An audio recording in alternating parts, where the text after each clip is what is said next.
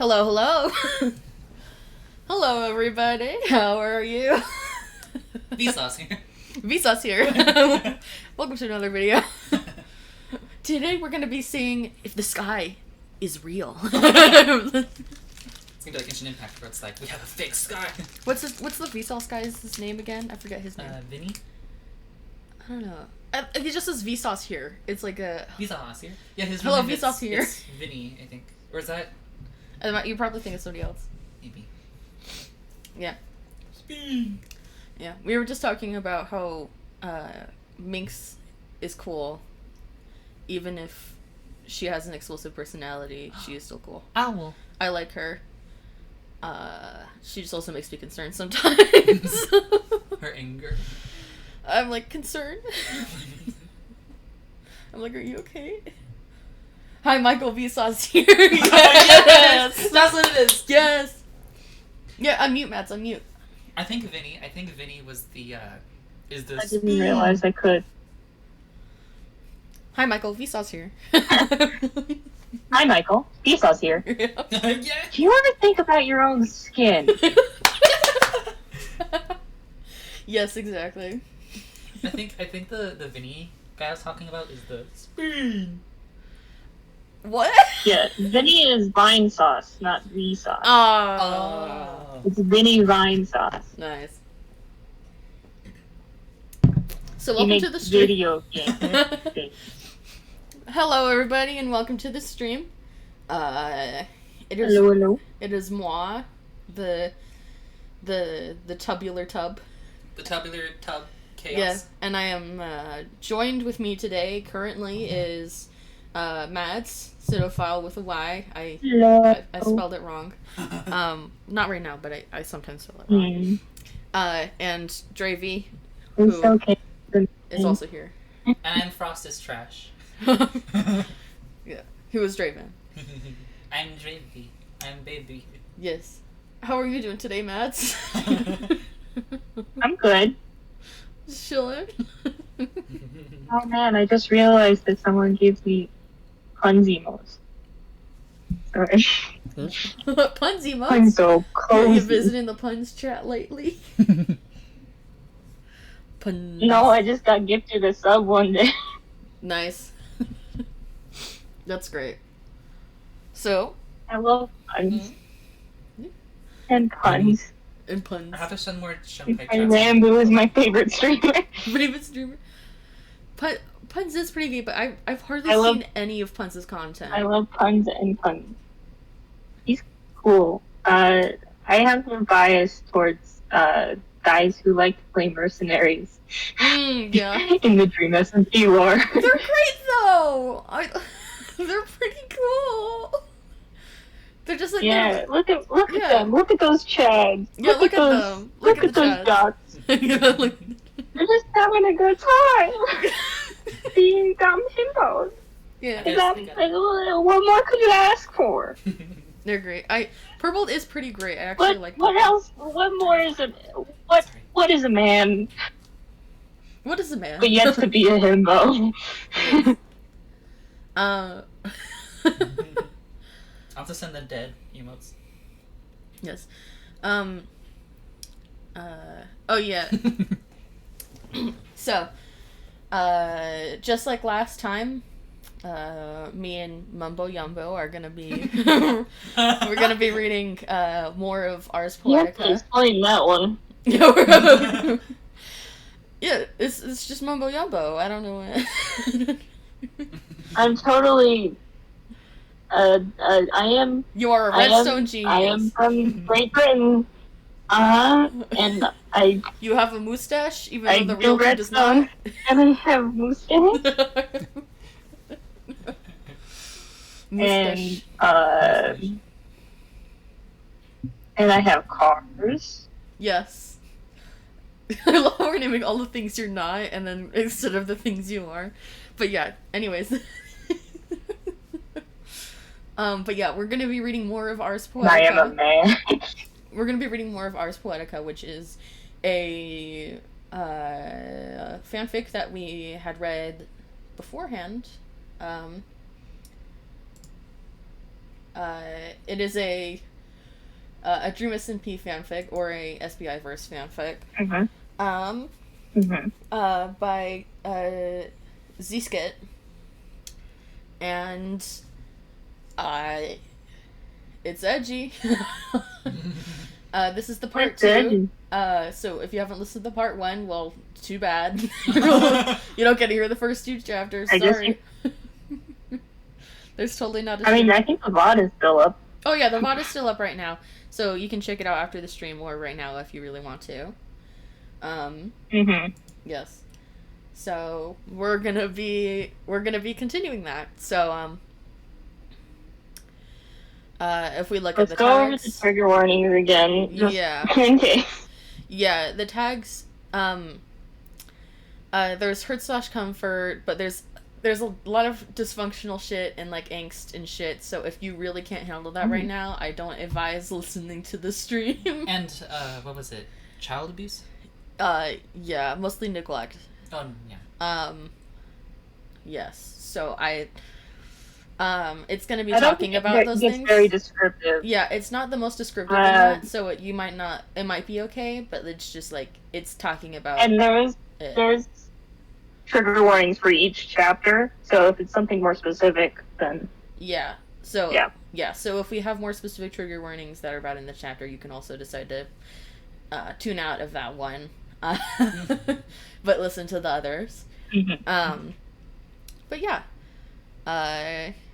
fucking amazing. But yeah, this one's really long.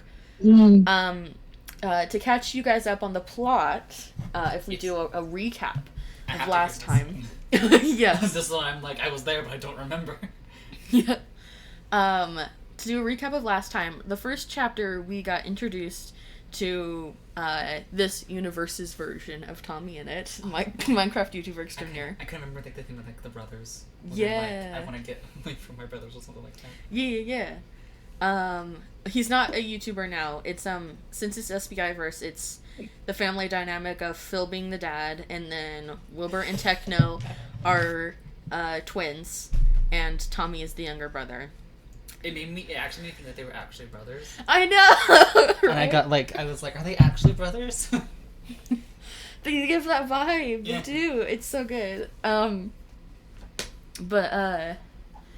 Yeah, so it talks about from Tommy's perspective of like his family and how his young childhood being really great, but then like as the years go on, things kind of went downhill, and like his dad was more distant, and his siblings were also more distant, and it was Wilbur. Phil. Technically.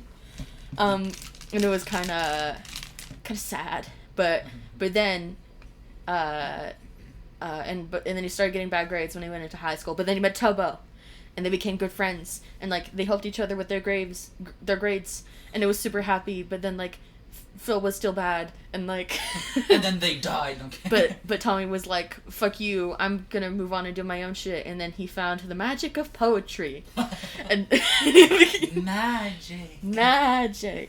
And now he has become a poet, specifically a slam poet. If you don't know what slam poetry is, do you want to explain it, Mads? Is it like? Well, I mean, slam poetry is basically just spoken word poetry, but it has more of a like. There's more emotion behind the words than rather just like reading something off. Like it's kind of like telling a story within the words that you're saying. I guess it's like a mixture between free poetry. I don't know if that's the proper term, but just like free poetry and like a performance. There's a very much an element of drama and performing the poem, and that's what slam poetry is. When I heard slam poetry, my immediate thought was this like a roast? It can be. You can make a slam poem that is a roast. It can be. There is a lot of roasts. There was this one slam poem that I listened to a long time ago that was this girl's like roast of J.K. Rowling's portrayal of Yes. Asian characters in Cho Chang. Mm-hmm. And she's like, I am not Cho Chang. No one has that name. You mixed two things. It's a good poem. Mm-hmm. I have to find it again. Yeah, but isn't it was that a really good one. isn't And that it the was a name of that complete one roast. Yeah, isn't that one name of a Harry Potter character? Mhm. Wait, who was it? Yeah. So she was roasting J.K. Rowling. Yeah. So, Because it's talking about the subtle racism and shit. Yeah. Wait. Oh yeah, because of the yeah. I'll be right back. I gotta go get fiends. Can I? So you guys can talk. Okay. okay. I saw the because I knew about the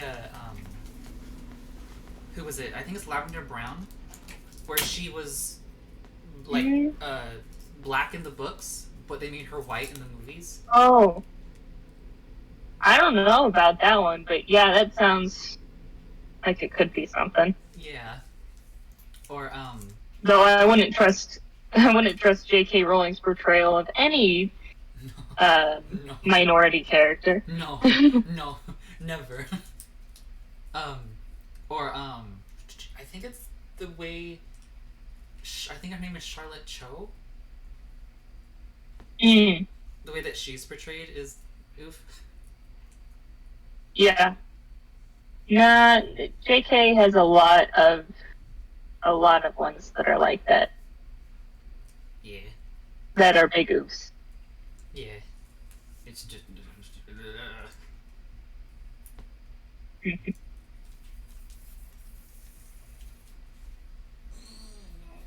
We're gonna talk about what we said. Okay.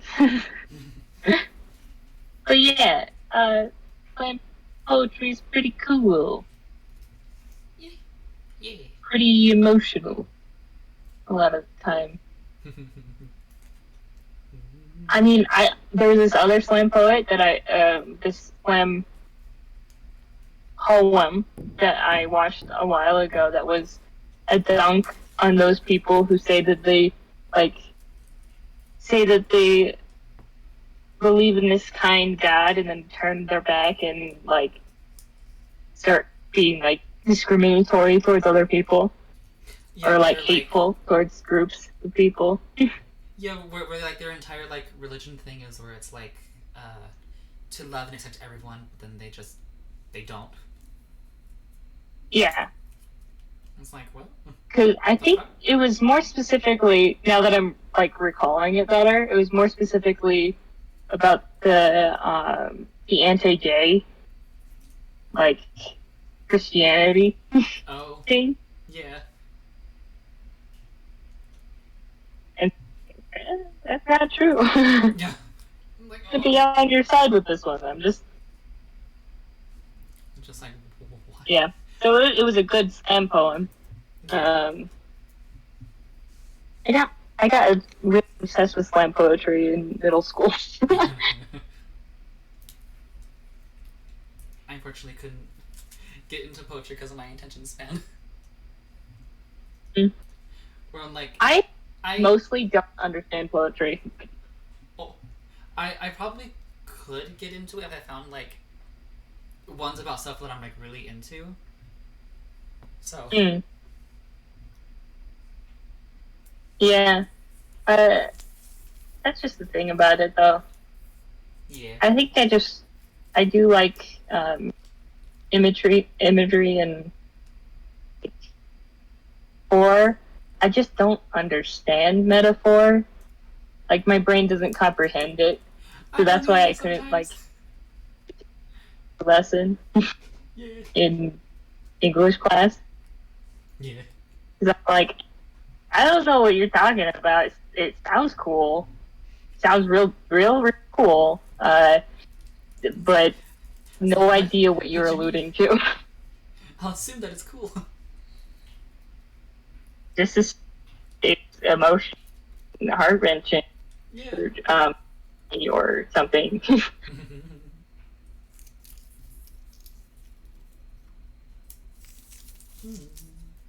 Which is the thing, because I usually get it with slam poetry, so it's a different vibe. Yeah. regular poetry and slam poetry. I guess it's just because the way that people say it, I can deduce a lot more just from the word itself. Yeah. The what is it? If you've seen Becca showed me the copy pasta reading that Alpharad did. Mm-hmm. Oh, that was good. Yeah. That reminded me of like the not stand up, but like the poem reading stuff. Yeah. I mean, I guess it could have its own form of slam poetry. I don't know how excited slam poets would be to hear that, but I think if you have a looser term or looser definition of poetry, which is really hard to find in the first place, but if you had a looser definition, then it gets really like it makes more sense. Yeah. And it could be. Yeah. I lose track of what I'm saying mid-sentence. Yeah. Mood. I'm off my game today, I guess. I'm not understanding what I'm saying. Brain go. Brain no work today. It's a big day for the Minecraft community. It's the championships. Football hoorah. Football. Yeah. Ew, sport. Big day. Ew, sports. Ew. That's my favorite thing about the specifically the Dream SMP side of Twitter is that whenever Dream, the main man, he likes football. So whenever he live tweets a game, the whole side of Minecraft, like Dream SMP Twitter, will be like, "Yeah, my name is Chad, and I like football. If you're not out on this field and hucking the pigskin around, are you really a guy?" And it's just like, or like, "I love this football player because he's great. I stand him," if that's the correct usage of the term. Like, they all turn into Chads, and they all role play Chads. Ew. And it's very funny. That sounds because they're not actually into football; they're just pretending. Oh, that sounds awfully amazing. It sounds awfully. You cut out at the end. It sounds awfully amazing. Yeah. Yeah, it's great because they act like stands of football. If that makes sense. Like, normal, like, Twitter stands. Now just apply that to football players. Fear. And then make them all Chads. Oh, that's even worse. Fear. And it's so funny. They're like, "Yeah, my name is Kaz, and I like football. And if you don't like football and are into Minecraft YouTubers, then you can get off this page." Then you can fuck off. Yeah, and then they just use a bunch of, like, emojis of, like, sports and, like, stars and fire. And, like, the grind never stops. And, like, the muscle emoji. Oh, God. The most masculine It's very emoji funny. they can find. Especially since I would say that a majority of the people on Dream SMP Twitter are either femme-aligned or not into sports at all. Fair. So they're either a lady, gay, or not into sports. Just like I don't care. And so it's like, it's very funny to see them act like they know what they're talking about for joke. It's like, yeah, I totally know what a football. Especially since I think football fans get mad at them for pretending Oh, on Twitter. it's like, well, Because they'll get all huffy about it. They're like, what are you doing? This is not blah, blah, blah. And they're just like, no, man, I love football. I love football. Have you seen that Vine? It was a long time ago. Back in 2017, 2016. Well, it was 2016. But it was like, hi, my name is Derek. Varsity football. Like, what? Varsity football? That's And it's basically that sounds a That's little what bit they're familiar, asking. but I'm like, Mm. I know. Yeah, it some wasn't a Vines. well-known one. It wasn't very popular, but it's one of my favorites. The varsity football. I unfortunately haven't really like gotten into the Dream SMP yet because I only really know about I only really know about it from Becca, who like likes to talk about it and like tell me stuff about it, which it sounded it kind of sounded interesting to me, but I never really like fully got into it yet until like every now and then I'll always see like little like clips of like stuff from it, not clips from it, but like stuff about like the people in it. Yeah. Like Rambo and like Wilbur and Tommy. Yeah. I think it's kind of hard to get into it right now. Especially though, just because they haven't actually played on the server in like 3 months. Oh. A lot of the big lore people who are doing like what most of the people are there for. Oh. Oof. So, you know, hard to get into right now. So it's mostly just about the content creators because they're doing a bunch of IRL content. Yeah. Yeah. Yeah. I've seen like a few. This crazy.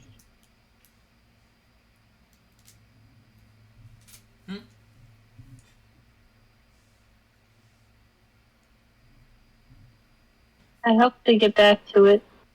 Yeah. I miss Tales from the SMP. Yeah. I remember when. Where's Reviver? There's what? Where's Cannon Tommy? Cannon Tommy, where are you? Where are you? Dream needs to break out of prison. Where have you gone? I'll do it myself if I have to. I'll make my own, thanks.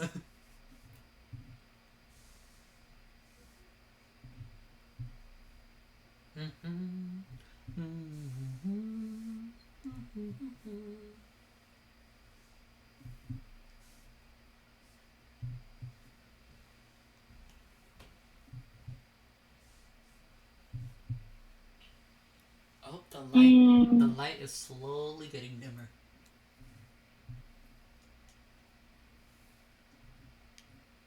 Okay, I guess the room's getting dark now. Yep. Night. Yep, night. Oh, good night. I'm gonna go to bed. Yep, nighttime. Because the light has like a weird timer on it, and for some reason it's going down.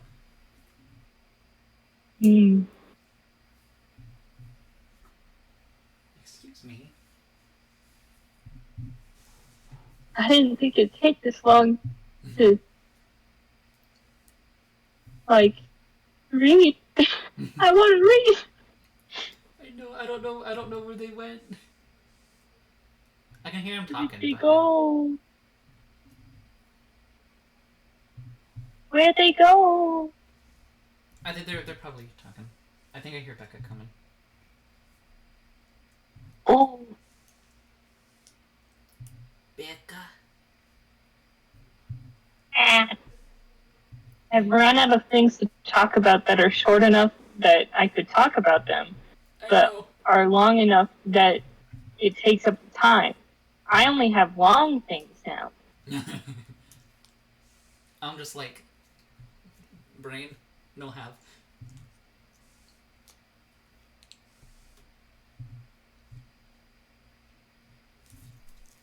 Yeah. I mean, I could tell you about the whole, what's been happening this week with Dream Team Twitter, but that would just take a long time. It took multiple paragraphs to explain it over Discord. Oh. And seeing as how I don't have the brain capacity right now to form coherent sentences, it would probably be even longer. Yeah. I was like, well, probably not the best. But to paraphrase. Yeah. But to paraphrase, people thought Dream was going to face reveal today, and that George was going to be in Florida. Oh. Well, I did see a thing where Dream accidentally did face reveal a bit ago, on accident, on like a Discord thing. Where he was doing like a. What? I didn't hear anything about that, so it might have been. Hey. It might have been. But who knows at this point? It was a thing where he was doing this it looked kind of like an interview thing, or maybe like a podcast or something. And like when I think like over joined, like a Discord space or something. I think so. Doing like a podcast thing, and he joined, and like his camera was on, and it really was like, oh. Oh yeah, no, that was a prank that he did. Oh, well. I remember that. I recall.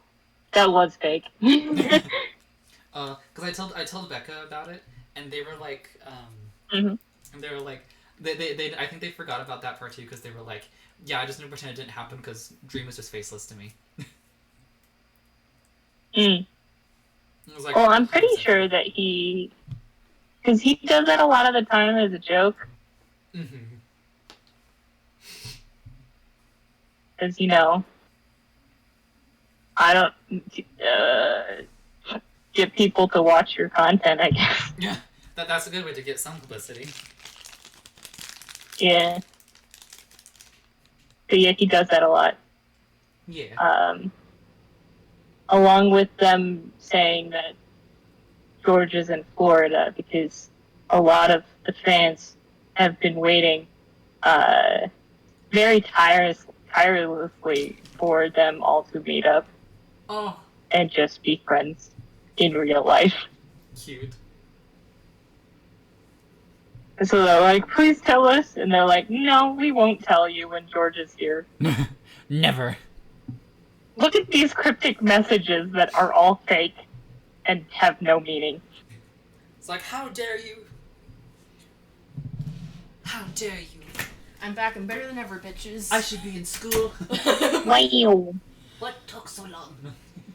I was just helping out Fiends, but I'm back. I noticed that the well, time to end stream. Whoa! Hope you guys had a great time. I'm sorry it took so long. Get to the fanfiction today. Were you guys able to keep up a conversation at all? Yeah. Okay. Surprisingly, we were. Yeah. Nice. How was things? I had to start talking about Dream Team Twitter again. Nice. Fiends wasn't doing so good, so I was helping out. Yeah. Yeah. That's right. That's what I thought. So we were just like, yeah, you know, yeah, covering for me. Yeah. Okay. Let us get started. Are they all right? Doing okay now, or do they? They're doing a little bit better. I'm good. letting them get comfortable and stuff. Yeah. So. Got them like a little blinky and some water. Yay. Give them some kisses. Yeah, always. You did know we're probably going to be like kind of loud and like chaotic, right? Yeah. Or, okay. Yes. Okay. Yes, I'm aware. Because yeah. I have no filter. Okay. Oh, they were. Maz was telling me about like, do you remember how I told you about that like where I felt like Dream had like an accidental face reveal? Yeah. Maz told me about how it was like a fake prank that he did. Oh. Mm-hmm. That sounds about right. Yeah, that's a It dream was a thing. joke. That's something he would do. That's a dream thing. It just seemed real to me, so I was like, oh, okay, because I Yeah. know nothing. Yep. That's what he'd be like. He was clickbaiting. Always. He's a clickbaiter. Yep. Always. His life is clickbait. Man knows the algorithm, and he's going to use that to his advantage. Yeah. He's had conversations with Tommy about the algorithm. Oh. He's algorithm sensei. Did you see my headphones in the living room, or are they? Ah, shit. I don't know. Well, it's okay if they are, because it's like they're dead, so I can't use them. But Yeah, I think they might be. They probably are, honestly, because we were playing a game earlier in the living room. Yeah. We can look later and check if they're there. Okay. I'll check on things later too. Yeah. Did you guys finish the chapter recaps? Oh, we didn't talk about that. Oh, we were supposed to do that? You guys, you Shit. fuckers. Shit. Okay, second chapter. What happened? So that was the first chapter. What happened? And Tommy joined like a slam poem team that's gonna go to national competition or whatever.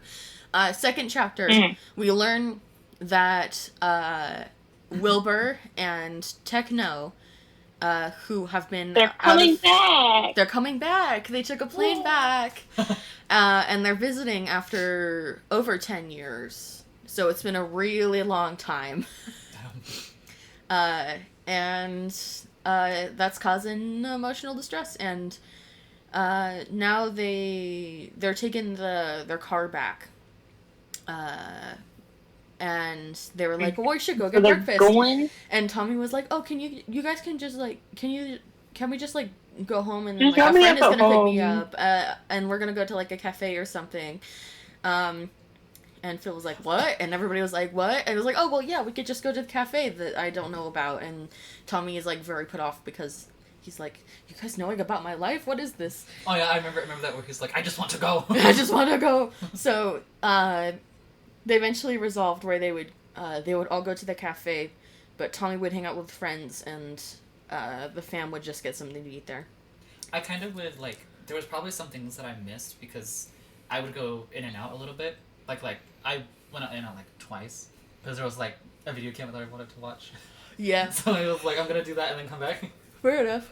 Sometimes it be like that. But yeah, so you guys can. That's start the that summer. real quick. I'm gonna go to the bathroom. Okay. You guys can start without me. Okay. Make sure to close the door. Yeah. Be back. Good. Okay. Okay. We should start with this chapter should be from whose perspective is this chapter? I think it's Tommy, right? And then it might switch halfway through. Yeah. Yeah. So if it's I think it switches to Tubbo. Yeah. Yeah, it switches to Tubbo. So do you want me to do the Tubbo? And then you would do the Tommy? Or would you rather be Tubbo or Rambo? what you thinking? Would you rather be Tubbo or Rambo?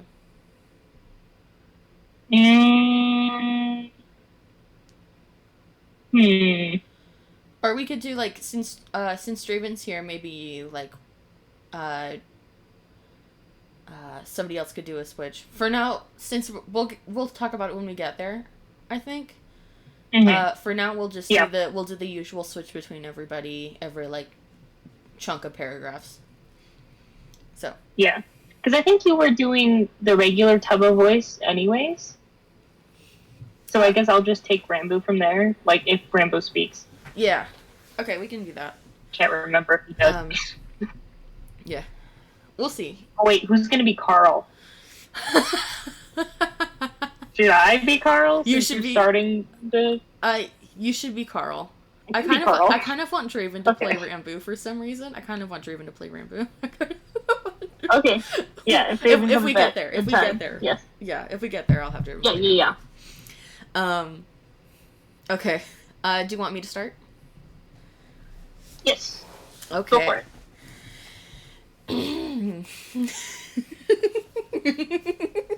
Gotta get my usual giggles.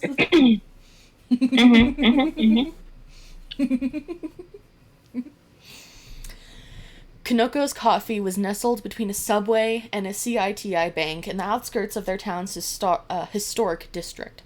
Kanoko's was a pocket of magic in the world bustling around them. The little coffee shop with a yellow painted door that radiated warmth even when closed. Its eaves dripping with garlands and dotted with fairy lights that cast a soft glow on the patio. The small red brick pathway was dotted with bushes of irises and lavenders, perched among porcelain mushroom sculptures and pots housing succulents, a brushstroke of color amongst canvases of sidewalk pavement. To any onlooker, the coffee shop seemed like any cottagecore fantasy created by millennial entrepreneurs. But to those with a keen eye, there were hidden secrets. Scattered amongst the brush and in the nooks of the eaves were countless gnome statues, all with carefully painted smiles or frowns, always doing something out of the ordinary. There were some wrestling each other, others dancing a jig amongst themselves, and some, those of which being Tommy's favorite, were sharpening little plastic knives with red paint splattered on their front. Now that was fucking cool. But most of all, Tommy loved the front door garden. When poetry practice ran long and he couldn't stand to sit and talk rhyme schemes a moment longer, the garden had become his place of respite. He would crouch by the hydrangeas and watch as moths circled the fairy lights above like predators drawn to prey, their thin wings obscuring the light. Oh, Draven's back. You left, this was on the... Oh, thank you. Yeah. We were just describing the location. We are reading the chapter. Okay, let me continue. Nice. Their thin wings obscuring the light as it danced upon the pavement below. It was as if nothing existed but him and the cyclone of insects hovering above his head, as if he was the sole inheritor of a little universe constructed just for him to observe. This, the quaint coffee shop with its garden and little mysteries, was a place where he could finally catch a breath from life's chaos. Sometimes, it felt like it was the only place he could breathe. Tommy pushed the yellow door open to the giggling of a window chime above him, alerting the shop owners of a new customer. Instantly, the aroma of fresh ground coffee and frothing milk washed over him. Elevating the tension in his shoulders from the car ride here. God, he loved this place. He grinned as he made eye contact with the owner across the room, giving the man a little wave and shuffling inside. What if the owner was just like, it's Dream? It's Dream! It's Dream! Oh my god. The lights just went out. The light understood what we were doing. Yeah. It's Dream! It's Dream. Okay, the lights are okay now. Okay. That is... Hey! Yeah, continue. Hey, T-Man. Nice to see you back. The brunette cheered, his large bifocals threatening to slip off his nose as he practically jumped onto the counter to greet him. If Tommy had to explain Carl Jacobs in one word, owner and best barista of Kanoko's Coffee, he would have to say peculiar. The man was honest to God one of the wackiest people Tommy had met, and he's friends with Tubbo, for Christ's sake. He was a mess of clumsy hands and run-on sentences, words always getting away from him as he chatted a customer's ear off, or told tales of impossible places and even more impossible people. When he wasn't rambling, his head was in the clouds, staring off at odd spaces and muttering to himself about books and doppelgangers. It was strange, but no one paid any mind to the strange things about Carl. There was enough to last a lifetime. I love him. They missed an opportunity making the shop owner Dream. Just Dream was already in it, remember? Dream's one of the poetry people. Oh! I forgot about that. Dream's one of the poetry people. It just would have been so about running a business because he runs the Dream SMP. Yeah, so it just seems so fitting to me. I wish it was Callahan. But no, I love Carl. I love Carl, and I love that they have him in here. He's great. Like how no one knew... Should I continue on? No, you should continue. I think you'll just tell her no. Like, no, you can't. No, yeah, you should continue from here. Like how no one knew where the dude had come from. Not really. It was like one day the shop had just popped up with owner in tow, replacing the beloved seafood restaurant the town had grown to love. No explanation, no preface, just a new spark of magic laid amongst city buildings like a firefly on grass. Unassuming. Hey, Carl, how's the fiancé holding You're up? Tommy. Tommy leaned against the counter, sincerely curious as to how Sapnap was doing. The man had an incident with some fireworks, which were definitely not legal. The man was totally not a pyromaniac or anything. In Dream's backyard.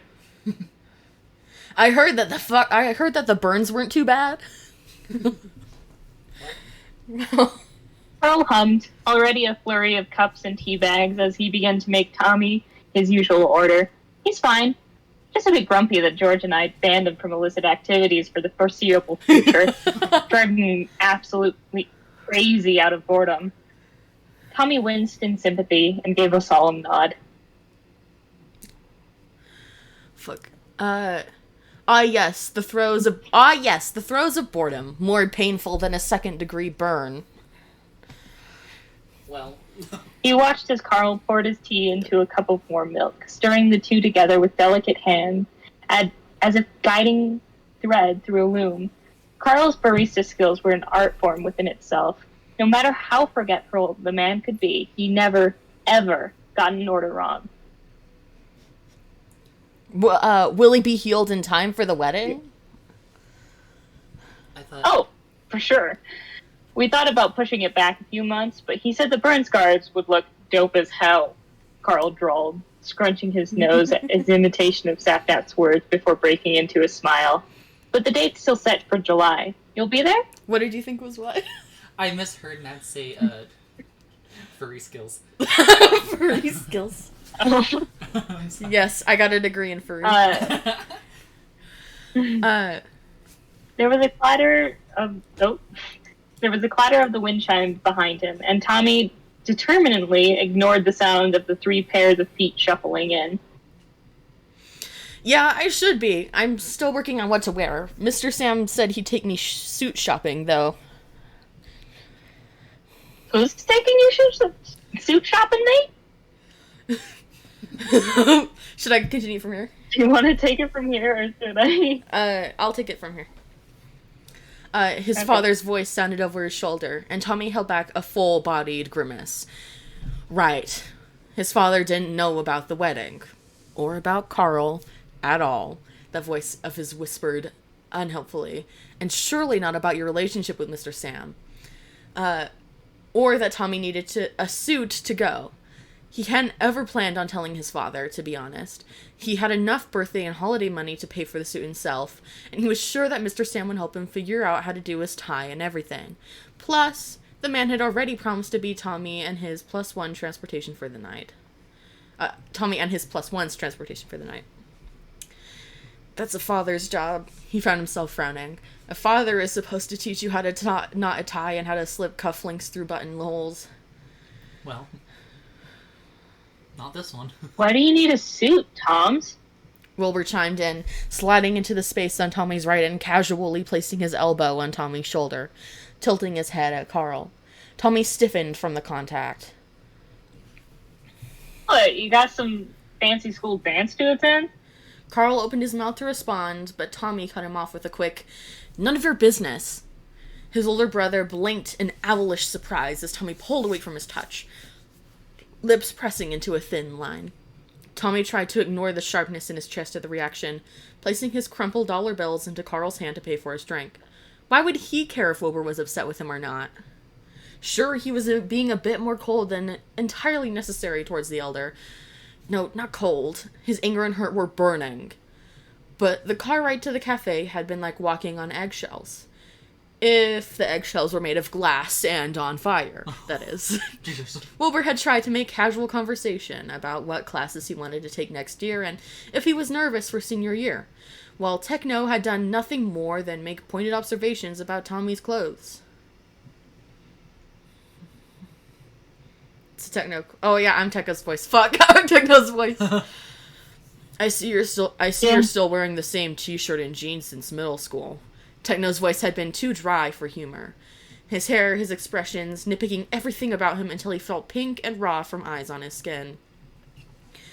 Now, as Carl passed him a usual order of London fog, large, with 2 extra spoonfuls of sugar, its warmth stinging upon the pads of his fingertips, he realized that his brothers knew practically nothing about him.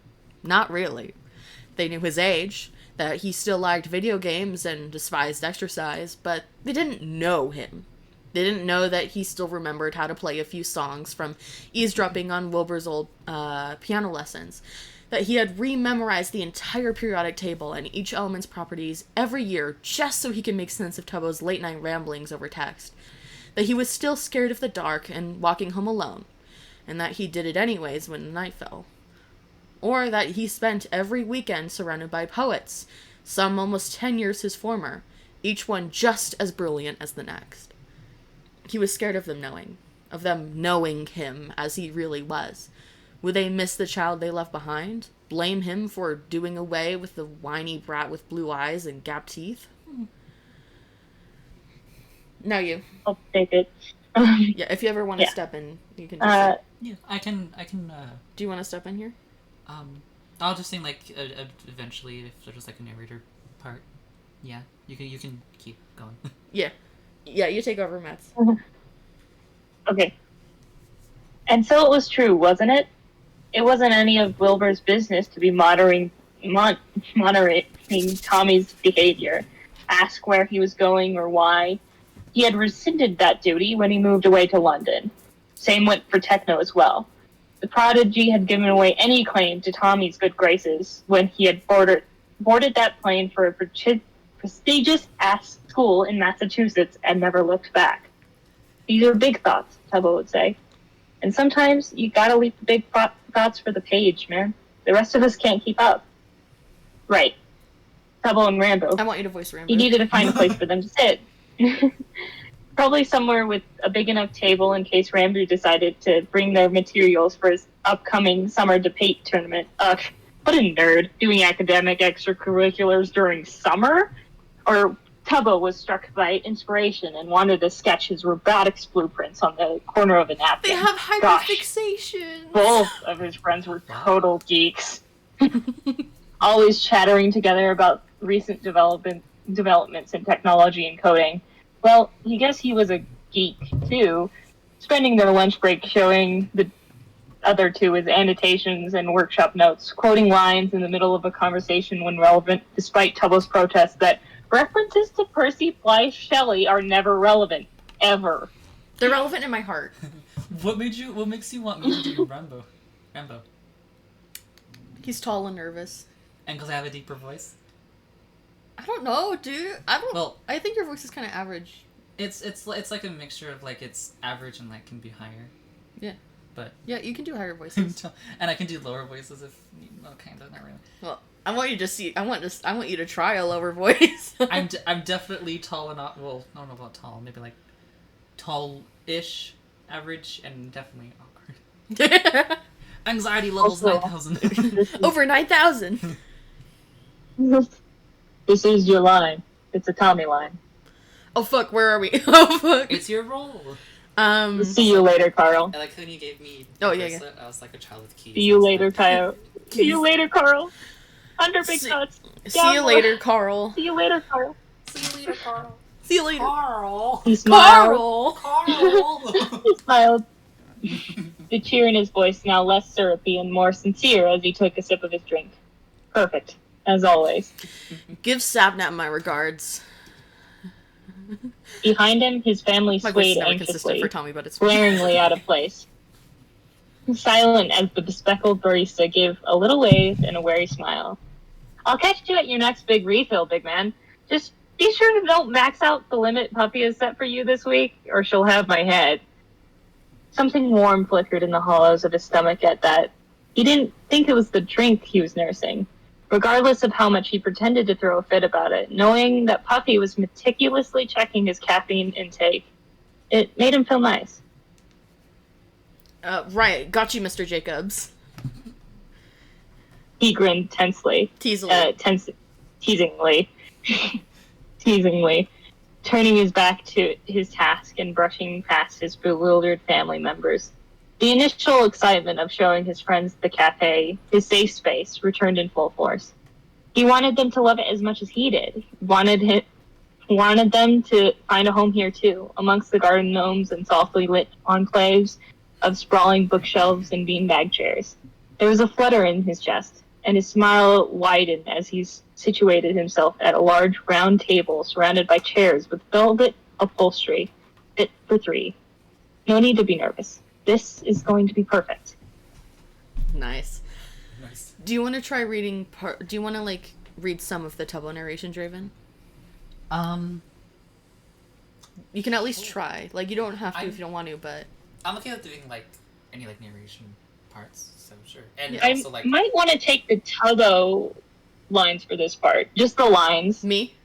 Just because you would be doing 2 characters in a row. Me or Becca for... Because you have both Tommy. Oh, Becca. Oh. Okay. Yeah. I'm fine with taking Tubbo and Tommy in the voice lines. I'm also, like, okay with doing, like, any I'm just other... saying we might want to do the 3. Because I think they all have. So it might be better. I don't know. Yeah. Wait, for me to do it, or for... For us to each have... Oh, for us to each you have a already different have, one. Oh, so do Tommy. you want to... Yeah, do you want to do Tubbo then? Yeah, I'll like do Tubbo's Tubbo. lines, and then Draven can do some of the narration, and then maybe we could switch off with you if you want. I can also do, like, if, like... Yeah. Because, like, when Rambo comes, I can do Rambo, or if, like, some other, like, characters come that haven't been voiced yet, I can do those. Yeah. Or, like, we can, like, you know, figure that out. Yeah, I don't want to overwhelm you, but I do want to let you participate, so... No, I'm okay. I can do, like, characters. Yeah. Do you wanna do a few paragraphs of the narration and switch off with Mads? Yeah. Okay. Yeah. Where? We are right here. Okay. Tubbo wasn't nervous per se, rather he was just worried. He wasn't worried about if he'd have a good time with his 2 best friends, or if he'd like the nitro brew at this cute joint Tommy had taken them to. And he had to admit, he was pretty adorable. He was worried about Tommy. This in itself wasn't unusual. Tubbo spent more time than necessary fretting about his best friend, whether it was his pre-calic grade or what mischief the younger was getting up to during a passing period. Tubbo was always keeping a keen eye on the blonde. Rambo liked to tease him that he was like a mother hen, or that he babied Tommy too much, but Tubbo didn't mind. He had to step into the mom-friend role sometimes to make sure his best friend was alright. He would do so without hesitation. So, of course, Tubbo was worried when he had gotten a text in the group chat from Tommy saying his father was dropping him off, despite the fact that the two had been friends for almost 4 years, sharing countless hours of laughter, squeezed between Discord, study sessions, and coursework. Tommy never spoke much more about his family still. Tubbo knew that his best friend's relationship with his father was strained at best and neglectful at worst. There were clues in poorly timed jokes and offhand comments in the way Tommy's shoulders would right up to his ears, as he shrugged to say my father won't be home till late, so he wouldn't care if I go out. How he was constantly checking his grades online to monitor the slightest change. His practically empty lunch boxes of junk food that Rambo, I keep saying say Rambo. Yeah. Rambo and Tubbo. Well, his name is Rambo. Is it Rambo? Yeah, it is Rambo. Well, I was right. You can pronounce it different ways, of course, but I pronounce it Rambo. But you can also say you can do Ronbu. Yeah. Ronbu. Rambo. That Rambo and Rambo and Tubbo sneakingly held snacks into the teen's backpack throughout the school day. And of course, Tubbo had seen the lines, the countless scribbles of poetry in the margins of Tommy's paper, or on sticky notes that had hinted at a bitter picture, with an empty house and lonely boy. Continue a bit. And then there was that night when Tommy had picked up after his 5th missed call, voice thick from sobbing, asking no, begging Tubbo to tell him why everyone had left him. Tubbo couldn't answer such an impossible question, couldn't do more than sit on his kitchen counter until 3 a.m., swinging his legs as he told Tommy all the reasons he was worth staying for. Yeah, it was safe to say that when Tubbo had gotten that text, he was pretty worried. Now approaching Tommy's table with nitro brew in hand and a carefully painted smile on his face, he felt the nerves begin to melt away as Tommy flashed his friends a grin brighter than anything the humble telescope could hope to capture. There was something about Tommy that unstabilized the oxygen in the air and made everything feel electric and combustible. Maybe it was the way his laughter echoed in even the smallest room, and how he was able to draw even Rambo out of their shell. How Tommy's poetry wove itself into every conversation. Delicate words suddenly driving out a sensitive, thoughtful side of his friend he had never seen before. Whatever it was, it made Tubbo feel like the air was alright. A light. Oof. I just want to say, before we continue, continuing with the author is good at, like, doing, like, subtle tweaks to how, like, the character's internal voice. Drewby's opened some fruit snacks. Sorry, I love how a lot of the ways that Tubbo compares things, a lot of like the words and stuff are like about like science things or explosions or just like very much the material worlds. They're still they're still extravagant in their own way, but it's like there was something about Tommy that unstabilized the oxygen in the air, right? It's like it's still hyperbole, but it's like, I mean, you know? Yeah, because all the characters have that, actually. Yeah, exactly. Techno will describe things in more of a, very, thought-out way. Yeah. Very big words, English major stuff. And then Wilbur will all say, the music notes are, he said this thing musically, or, kind of comparing things to, music and stuff. And then you got Tommy, of course, with, the poetry and more of a imagery sense. And then you got, of course, the Tubbo with the science metaphors. Exactly. I love the science metaphors, honestly. Yeah. It's great. I mean, it just shows how much poetry is intertwined with reality, I guess. Yeah. Because when we make metaphor, we make poetry. Exactly. It's all about the different perspectives, but it's all art. Art. Artsy fartsy. Okay, so now that's me. Should I take the next? Yes. Oh, this is a Tommy line. Tubzo Ramboob, thank God you finally showed up. I've practiced. Ramboob. Ramboob. He's Ramboob. He actually calls him that sometimes. Tubzo. I've practically already finished my drink, languishing in boredom. I had to buy a muffin to keep me company. I love how dramatic he is. The blonde had draped himself across the velvet chair he had been perched in, the back of his hands pressed to his forehead like a fainted lady. Tubbo rolled his eyes, sinking heavily into his chair as he tore off a piece of said muffin and popped it in his mouth to Tommy's cries of, "Oi, dickhead!" This is you, Jervy. You couldn't have been that bored. Rambo said wryly, nodding at the scraps of paper lying on the table, covered in doodles of Disney characters, mostly from Up, and crooked stanzas alike. Tubbo snorted at Tommy's growing embarrassment and watched as his friend straightened himself up and crossed his arm petulantly like a child. Well, a big man like me can always find ways to intellectually stimulate his mind. It's just your guys' fault for being so late that I had to get creative. Wait, who was that said that? Tommy. I'm Tommy's voice. Well, I was just confused which one said that. I think this is Tommy. The next one I think is Rambo. Oh, is it Rambo? Okay, then you go. Tommy, we're the next line is Rambo. You just got here early. Excuses!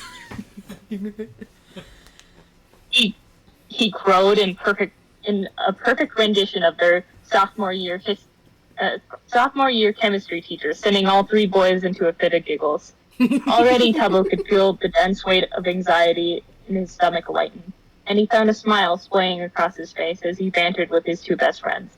There was nothing like this, being surrounded by the two people who made life just a bit more bearable, a bit more vibrant. But there was still the lingering tang of unease in the air, mixing with the richness of ground coffee. Tommy's eyes were darting to somewhere over Tubbo's shoulders, kept glistening, something indiscernible as he gazed at He glazed. As he gazed at whatever was bothering him. And Tubbo had a sneaking suspicion that he knew what, rather whom Tommy was eyeing. Whatever. Tubbo would worry about that later. For the sake of Tommy, who was excitedly chattering about the coffee shop's nooks and crannies, he'd let it slide. Oi! No, oi. Oi. Oh! Oh, Rambo, how'd the last tournament go? Tommy asked as He says Rambo oil reached over to break off a piece of the blueberry muffin that they had been sharing. Tubbo plucked the bite out of Rambo's hand, who just sighed as Tubbo chewed smugly. There was an elephant in the room, and everyone knew it. Tommy kept looking to the side. Rambo was anxiously tapping his nails on the wooden table, and Tubbo, he was just trying to keep the piece from falling apart. That's you. I placed 5th of 770 in what the fuck kind of word? Wait. Extemporous. Extemporous. Speaking. Or... Yeah. Yeah. Speaking, so I'm pretty happy with that. Coach wasn't too excited about how we placed in duos, but Purple was not in the mood this week. Can't blame him though, it was like 7 a.m. What about Hannah's dramatic interpretation? I know Tommy gave her tips on the poetry recitation section. Tubbo took a sip of his cold nitro brew and found it empty. He stuck out his tongue in disappointment. Tommy hummed. Yeah, we workshopped that for a bit. She was struggling with tone. I mean, Shakespeare can be a hard one to feel out. I like the spelling error that calls Tommy a her. No. It was giving Hannah. It was talking about him giving Hannah tips. So it was the correct one to use in that moment. My brain doesn't exist. Yeah. This is a random line. But yeah, I love how this is. I very, very briefly got into debate stuff, but I exited that fairly quickly because it was very high demand, very, very demanding. But probably could get like kind of some people could get kind of like toxic from it. I could imagine. Yeah. Like not a very good. Yeah, or at the very least, like aggressive or like overworking, like maybe a little too much. Yeah, I eat it out of it pretty fast, but based off of what I know about debate stuff, this is actually a fairly accurate representation, because there is like a section of debate that is like very similar to slam poetry, that it's basically like, you know, so that's kind of what Hamlet was doing. It's basically like public speaking, huh? Yeah, except it's not you creating your own poem, it's you reading something that already exists, but interpreting in it. It's almost like a verbal essay, I guess you could say. So it makes sense that this would so this actually makes sense to me about Hannah's like dramatic interpretation, even if I don't remember all the details. It makes sense to me. So yeah, I kind of wanted to get into debate when I was in like 6th grade, and then I was like, never mind. Nope. My anxiety said no. Yeah, just let me just eat out of here. Yeah. Do you want me to take over with the narration? Oh, no, it's just, it's that a Rambo line. Oh, yeah. Where are we again? It's under the Tommy hummed. Oh. Wait, you said... Yeah. Said So right Rambo, here, yeah. Okay. Oh, good, I think. I'm not too knowledgeable about dramatic, but I think it went well. She actually wanted to talk to you more about performance poetry sometime. At that, Tommy brightened. Do you want to continue? Yeah, I want to Keep going! continue. Keep going then, bitch! Keep going! Ho! At that, Tommy brightened, launching into a long-winded tangent about the potential Hannah Rose had to become a slam poet, about his team and how he could hook her up with Puffy's info to introduce her to the scene. Tubbo nodded along good-naturedly. Wait, what is? Are you okay? Good-natured. Yeah, just naturally. instead of good-naturedly. To be honest, he wasn't all that into the poetry thing Tommy had going on. He couldn't stand the idea of willing to spend your time reading pretentious bullshit for fun. But he knew Tommy loved it. And so he smiled and listened to Tommy's ideas on the romantics, laughing at the sly remarks about love poems and asking him questions about slam poetry lingo.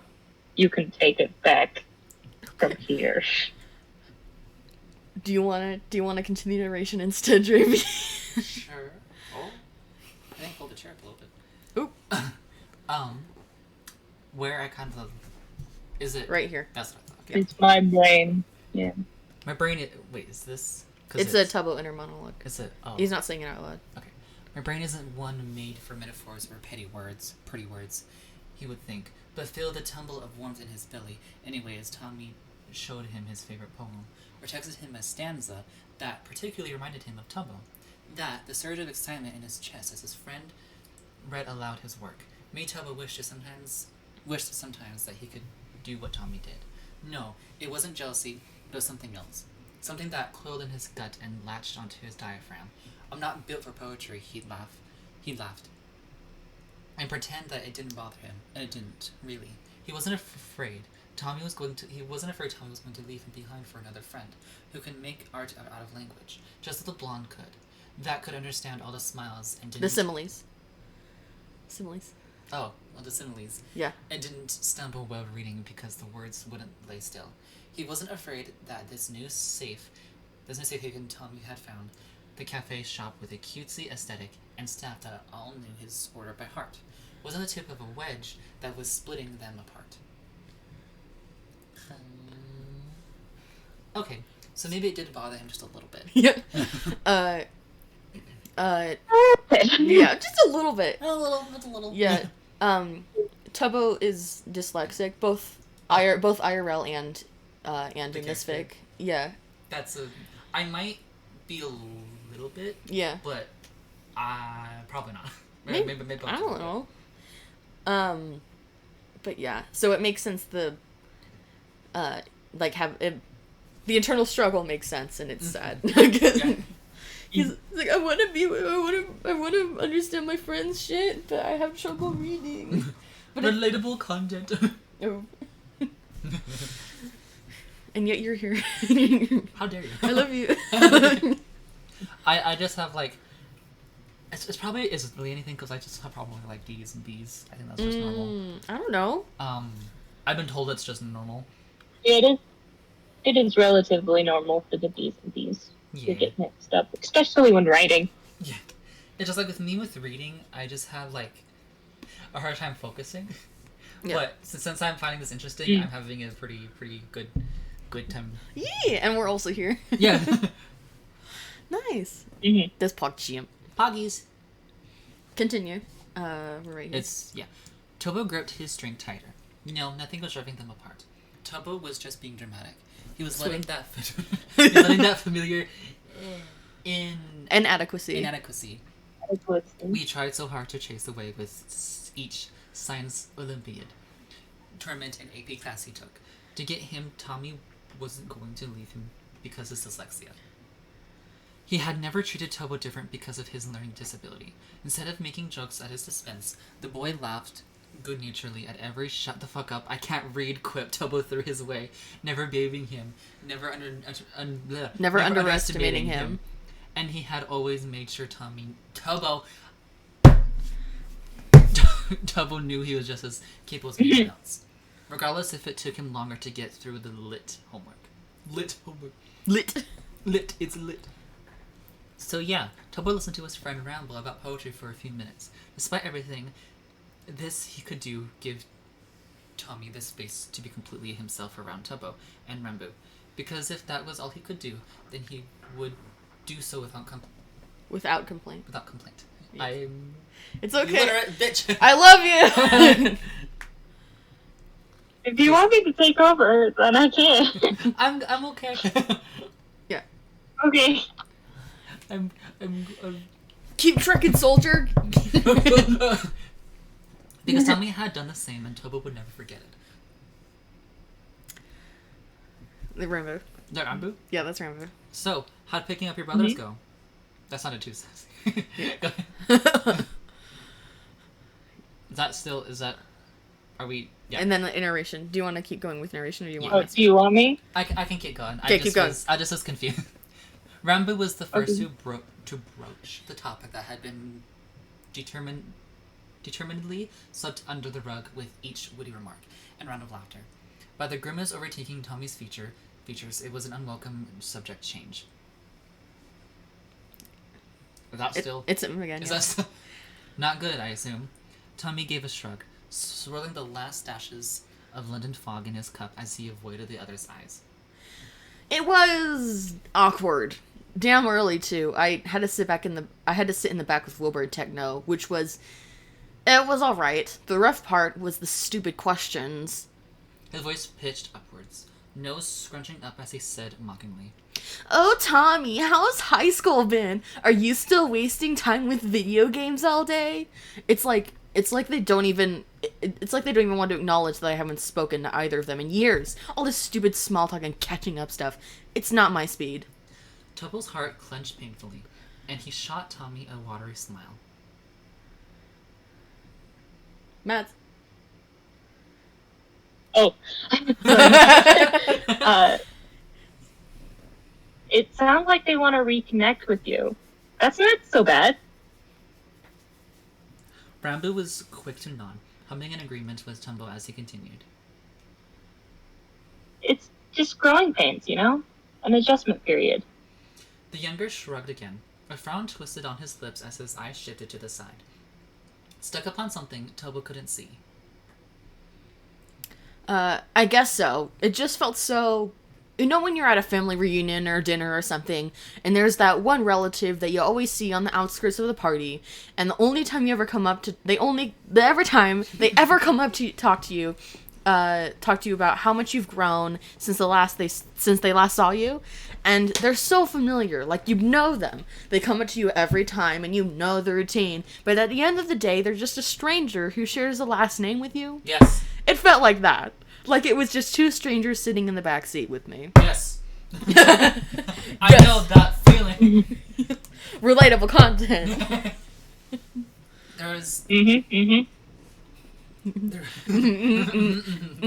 There's nothing left afterwards but silence. And what could one say to that admonition? What research could Tobo possibly provide? Tommy... It's fine. I don't want to... It's just big thoughts, innit? Tommy, in it. What's his name? It's his name. Said it. They said the name. Tommy gave a wary... A wry smile. Gave a wry... What kind of word? I know, right? Tommy gave a wry smile, as the words were a joke. I thought that was two words put together. I thought it was together. No. Oh, yeah, because of the mouse. No, because I thought, because the A and the where are separate. Oh, yeah, awry, because it's... Yeah. You thought it was awry, but it's not. I thought it was a wary. Oh. I was just generally confused with the word it was supposed to be. That is okay. You are valid. Keep going. I'm sorry. As the words were a joke between friends and not a dismissal. That was the thing about Tommy. He was always trying to wrap up his emotions in a language he understood. Always trying to pretty his thoughts until they were so far removed from the wound that was just a remnant of what had been. Tubbo understood somewhat. He was a scientist. He believed everything was merely a data to be analyzed and applied. That sounds like... It sounds like what? Lotus. It is Lotus! Every human... Sorry, you wouldn't understand, Meds. Sorry. Every human... Yeah. It's okay, we love you. We love you. Every human... I'm crying. We cry. We cry. A conglomeration? A congregation.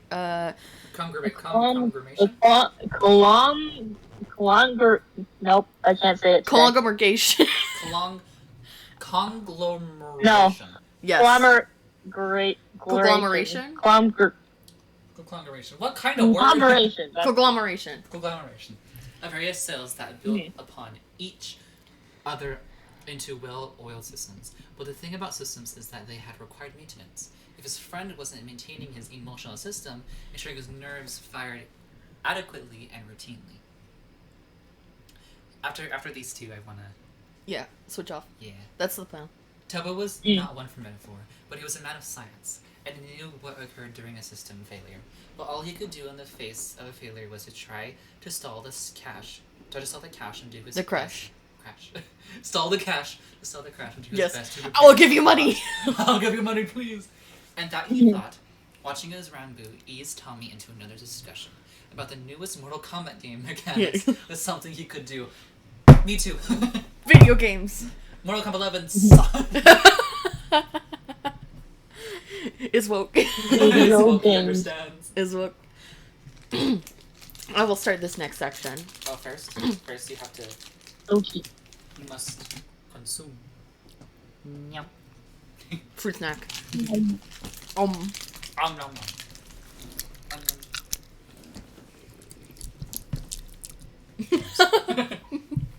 ASMR.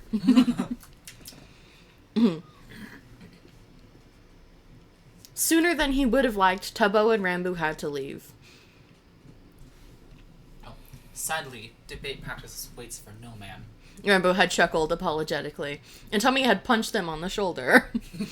And Tommy was once again in the backseat of his father's car on the way home.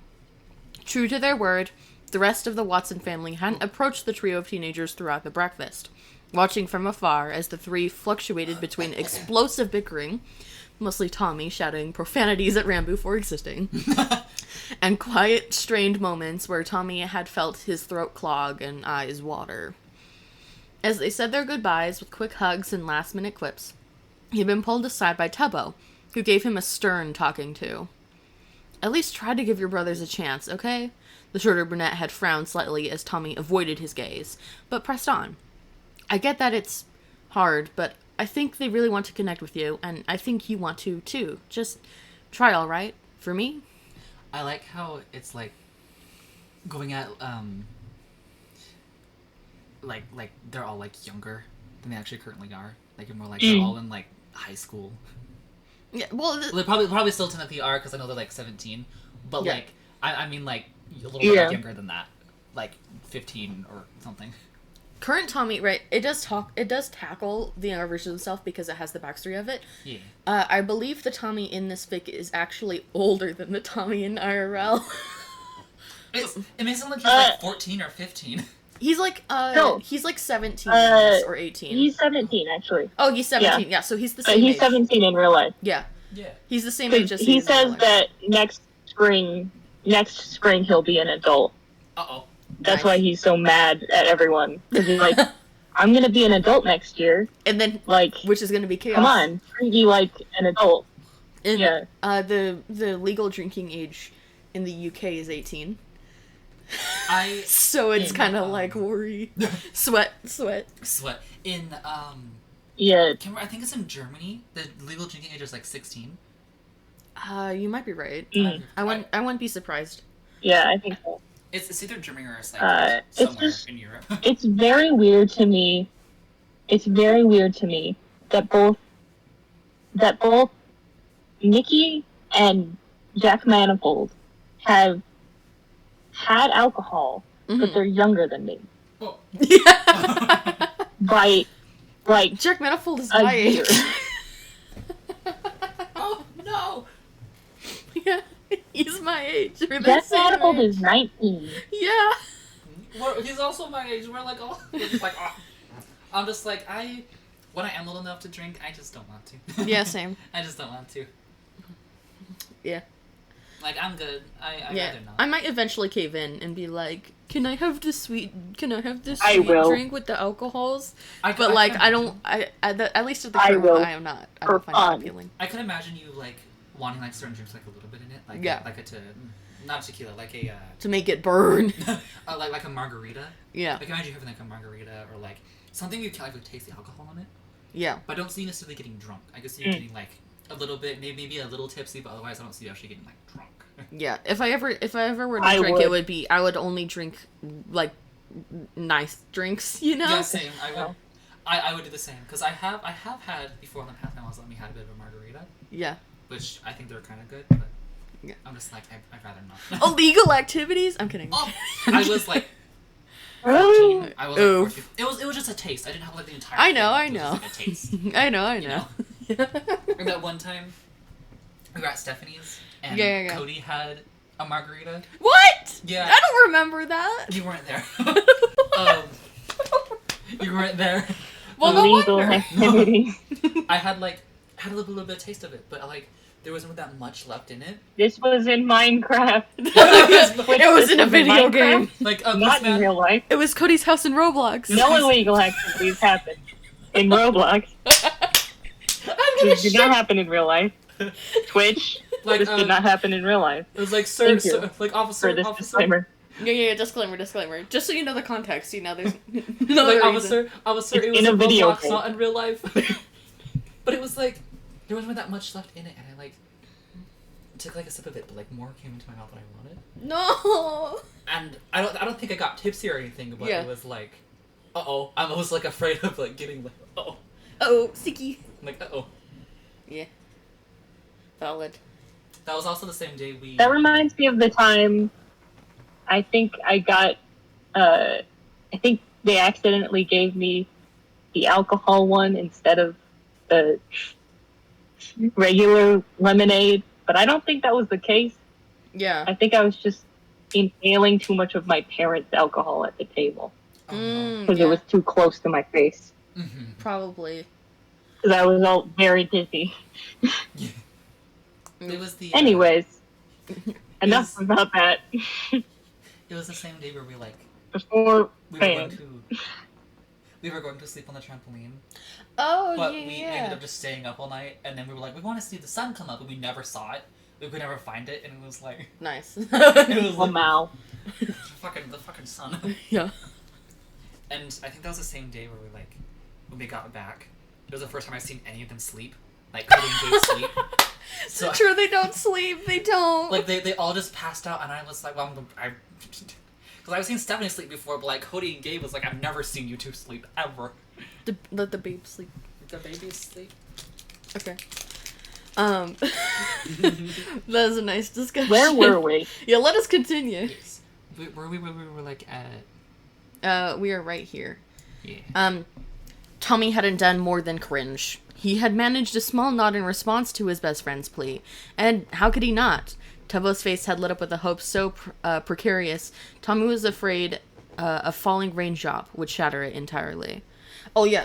We were talking about discussion. Sorry, bring it back. I do agree with you. I like how they're at least talking about like the struggles of being a younger person. Yeah. You know? It feels like they're younger than it actually are. Yeah.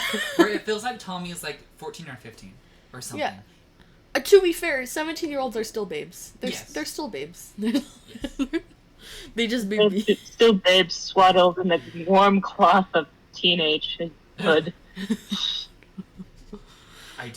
But it's still a pretty damp cloth, to be honest with you. It's a pretty bad cloth. Yeah. But yeah. No, yeah. It's great. I love them. And I love how they're talking about teenage shit and all that. Yeah. I agree with you. The struggles. The struggles. The struggles. The struggles of the young. It's like all the damn hormones. Yeah. I very much like that too. I'm glad that I like things that are able to talk about stuff like that. Yeah. It's really cool. Okay, yeah, let me continue. Tommy squirmed from where he was squished in the middle seat between his two older brothers. On his left, Techno had completely knocked out as the plane ride caught up to him. Mouth open in a snore and head leant against the window. Rocking softly with each pothole, Phil tried his best to avoid, but hit anyway. On his right, eyes heavy with bags and blinking away exhaustion in an effort to adjust his eternal clock to the West Coast, Wilbur had plugged his ears with headphones and hummed along to whatever was playing as he watched the world speed past through his window. Tommy couldn't help but stare at his brother, taking in his appearance in full for the first time in 8 years. Not a lot had changed. He still had that ridiculously styled hair that fell into a cloud above his forehead and silver wired glasses. But his face had leaned out, done away with its childish glow, and now there was smile lines imprinted near his mouth and a worry line between his brows. His brother had aged, and the realization held him captive in his breathlessness. His brother was here. Actually here. After 8 years. And he had become an adult. A man. I don't know about a man. A man-child. A man-child. Well, What is the definition of Wilbur's a eyes man? flickered something indiscernible as he stared out the window. And he turned to meet Tommy's gaze. What is a They man? sat there like that kid? for a moment. What is the definition For of an a man? eternity. Entirety. For a heartbeat. Eyes latched on the other as if he would disappear into mist. Then, as the world around them fell into stasis, and Techno's snores eased into quiet huffs of breath, Wilbur took out his right earbud and extended it towards his younger brother. Tommy didn't move. I think they really want to connect with you. Just try. All right? For me? He reached for the earbud, placing it gently in his ear. Wilbur shot him a small smile, and Tommy leaned back against the car seat, enjoying the tender strumming of guitar and more low croons in the hollow of his ear as they drove. Car shivering from potholes and speed bumps as the afternoon sun climbing higher and higher into the sky until it sent beams of bright light through the windshield, casting warmth upon the three brothers. And so they sat like that, shoulders barely touching, but joined by a thin white cord and whatever music the pair of headphones brought. This small bridge that was so close to breaking away into nothing, but held them nonetheless. Wilbur's eyes had slid shut and despite his older brother's best efforts, his breathing had evened out with sleep. Tommy felt a smile curl at the corners of his lips. And I think you want it too. I think you want to too. His phone buzzed. At first he didn't want to check it, afraid of ruining this moment that felt fragile as a flower's petal under his thumb. But Wilbur's eyes were still closed, and answering a text wasn't going to change that fact. So he glanced down at the LED screen. Dread curled in his stomach at the black text in front of him. Reminder! Thursday, open mic with Dream, 9 p.m. Group poem, find a ride. I like how... Whoa! Wait, do the snaps. Oh.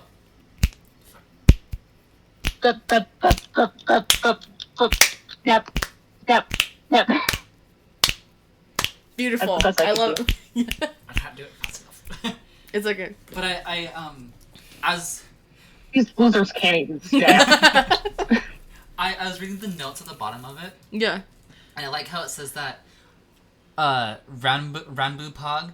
See, they Rambu Pog. They made Rambu non-binary, which is actually which it makes sense because It's based more on their characters. Yeah, it's based more on the characters. In the Dream SMP, Rambu's character is non-binary.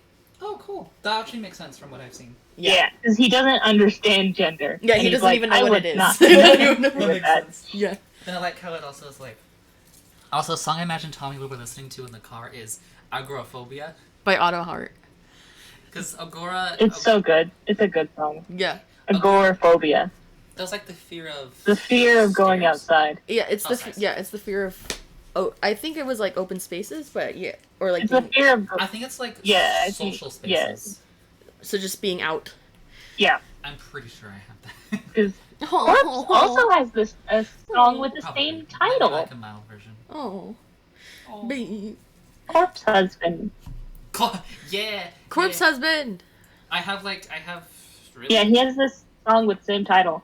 Nice. So Because I remember that, because I heard, like, something about him, where I was, like, me and him share something, like, with our anxiety, we both have, like, really bad anxiety, Oh. so there's Mm. that. And I was like, I didn't expect to have that similarity with him, to be honest. Relatable content. No, but that's it. In my YouTube, yeah. The actually look at the fear of stairs was. Sorry, Yeah. go ahead. Yeah. That last scene is so cute. They were connecting. They were relating. They were closing Only a little bit. Only a little bit. Only a little bit. Only a little bit. There's still a distance. Spoiler alert, it's going to break into pieces. Yes, it's not gonna last. But they're gonna, it's just a little bit closer. It's so cute, And I love, like, the, having the Tubbo say that, and then, like, the going back to the lines at the end, where it's, like, it's just, like, showing that, like, it's, like, even though Tommy hates everything going on, like, he does subconsciously want to...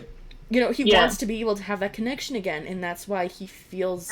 that's why he feels the way he does. That's why everything... He that's never why really it's so terrible. Yeah. He was more of, like... He never got his brothers. He got a parent that didn't want to be his parent, basically. Yeah. And he didn't get his brother. Yeah. So now they have an opportunity to be brothers again, basically. Yeah. It's what he always wanted. He just learned to do without it and to avoid it, because he never got it.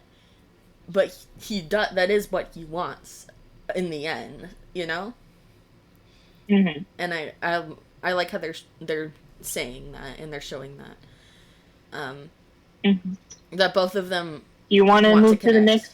Yeah. Oh, sorry. What are you saying? Both of them. I was just asking if we wanted to move to the next chapter. I didn't want to. No, yeah, I want to do the next chapter after this. How many chapters are there? Okay. There are 8, but we're not going to get through all of them. Oh, not tonight. Yeah. Eventually we will, but not tonight.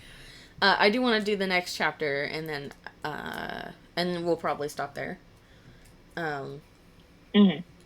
But yeah, I wanted to talk for a second about the song, the Auto Heart song. Agoraphobia? Yeah, it's a good song. Yeah, have you dissected the lyrics of it at all or anything? I haven't. Me? That's why I'm asking. No. Yeah. I feel like it might have, like, a meaning that is good for this moment. Well, I think it's because the author has the playlist that I was talking about before in our chat. Yeah. The author has a playlist for the characters. The artist had made playlists. I need to make those. Yes. And it's in I have so many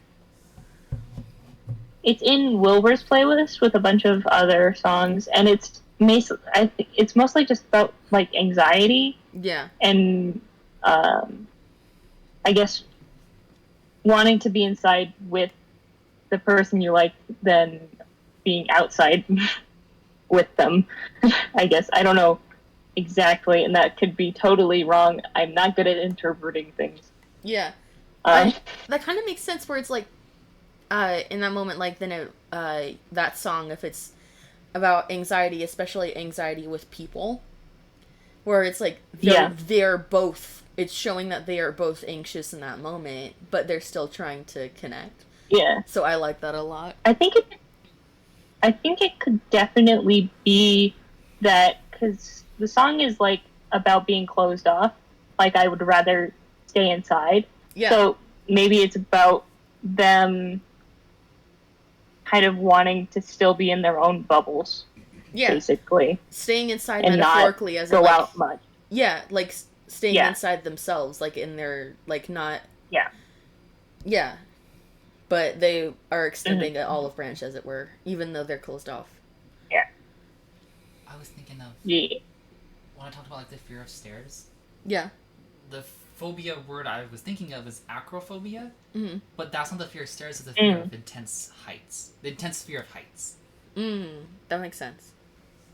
Sorry. Anyway. There was that really long fear.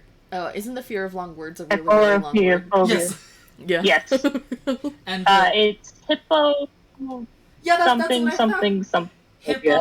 Hippopotomonstrous quilpiliophobia. It's so long. Yeah. And there's also sesquipedaliophobia, which I think is the same thing but shorter. For the people that have it. It's still long. It's still so long. Though. Yeah. It's so funny because, like, you're afraid of really long words. Well, this is what it is. And it's like, but the word for fear of stairs is bathmophobia. I'm afraid of baths. I'm afraid of baths. Like, that's not stairs. There's bathmophobia and climacophobia. Or the fear of climbing stairs. So there's a fear of the stairs itself and the fear of climbing the stairs. Nice. That's funny. I kind of get that. It's kind of understandable to me. I have fallen down so many stairs. Oh no! Yeah. I could easily imagine that being connected with trauma. Yes. Of like, you fell down stairs and you broke your arm and now you're just scared of being near stairs or something. I thought of that. I've never broken my arm. I've just always dropped my food or my drink. Oh no! You dropped your croissant. And then I've rolled. And then I've rolled down the stairs.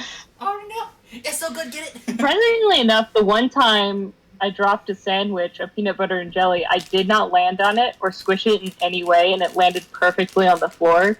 And so I was like, "This is all right. I'm going to eat it anyways because I made this." 10 out of 10.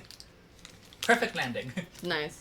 But it made me think of when I heard agoraphobia, it made me think of the phobias from Omori.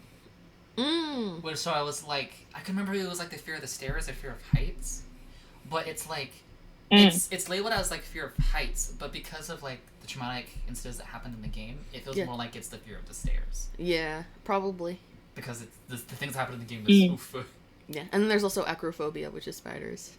That's arachnophobia. Oh fuck, you're right.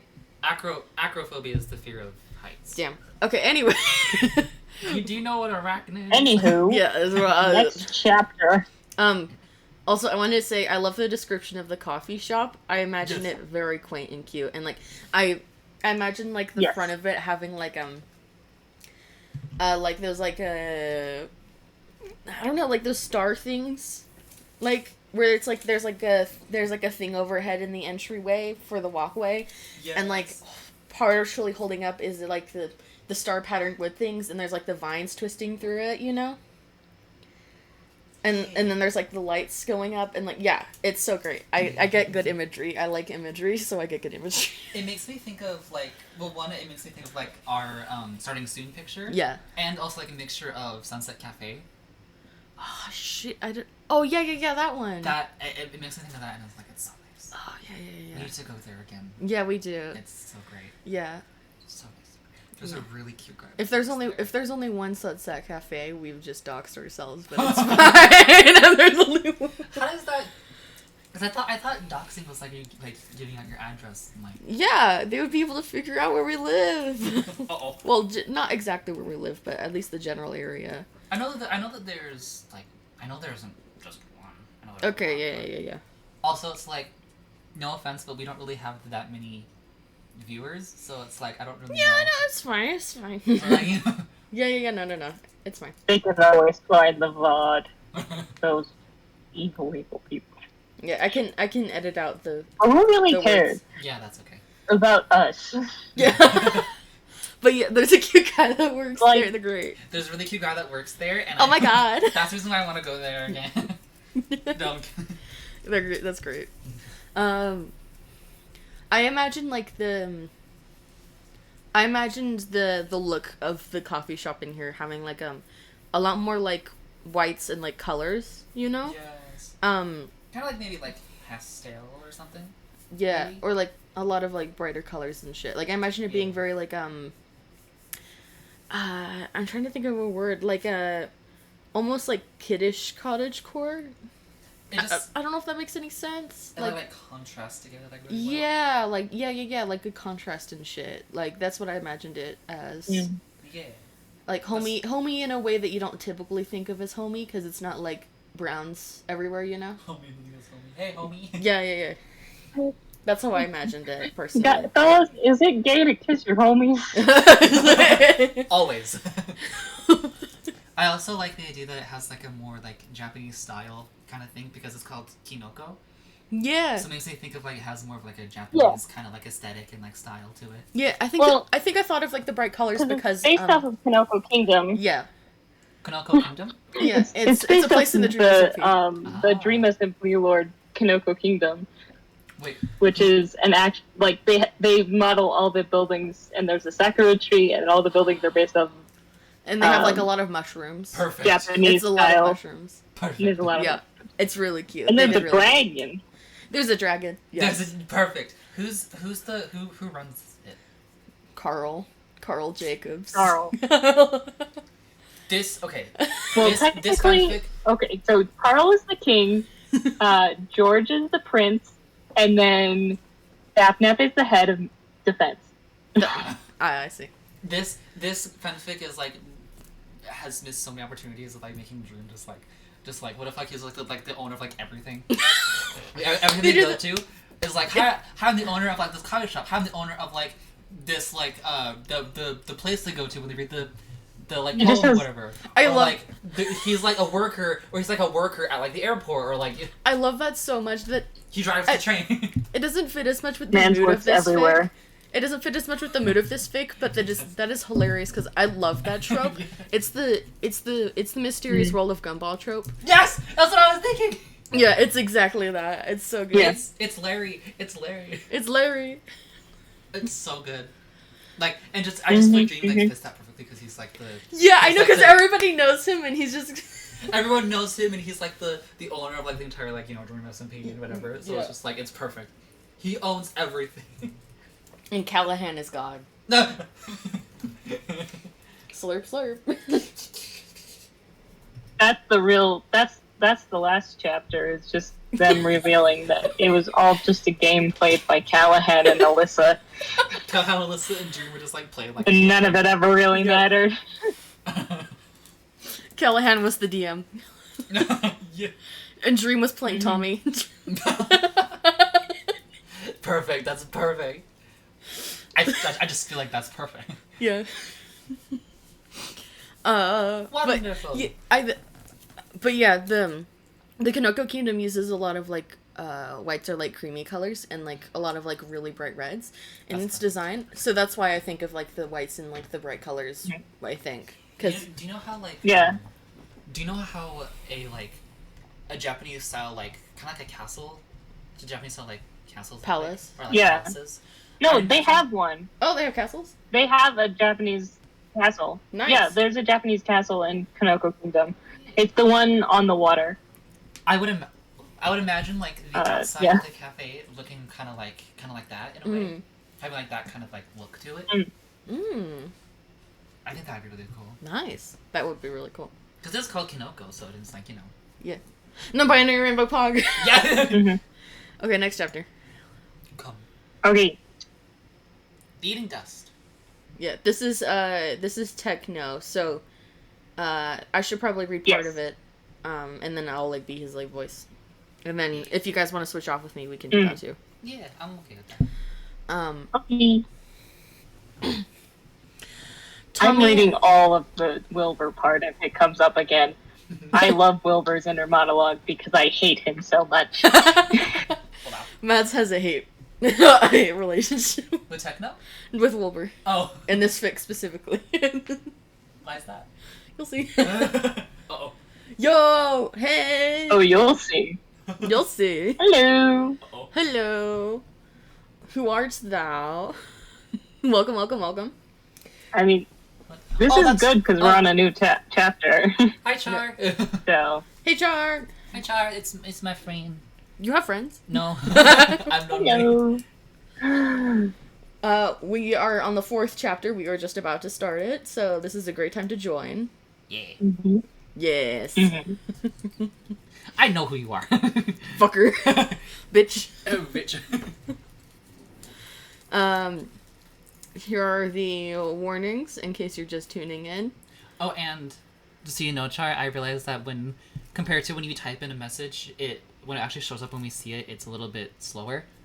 Like it takes. Oh a little yeah, bit. it usually is like that. Just like Yeah. a very small delay. It has kind of a. Well, for me at least, it was like a bigger delay, but Yeah. 'Cause I you're guess it anticipating might. Well, it might depend on the person. yeah. Just so you know, because like if we something happens, you comment on it, and we don't like say anything about it for a bit or something. Yeah. Yeah. It's okay. We're still paying attention. We think you're So, great. We love you. yes. Yes. So there's a lot of angst. SBI shit. Talking about neglect. Implied reference child abuse. Yeah, so if you have issues with that, that's maybe an oof.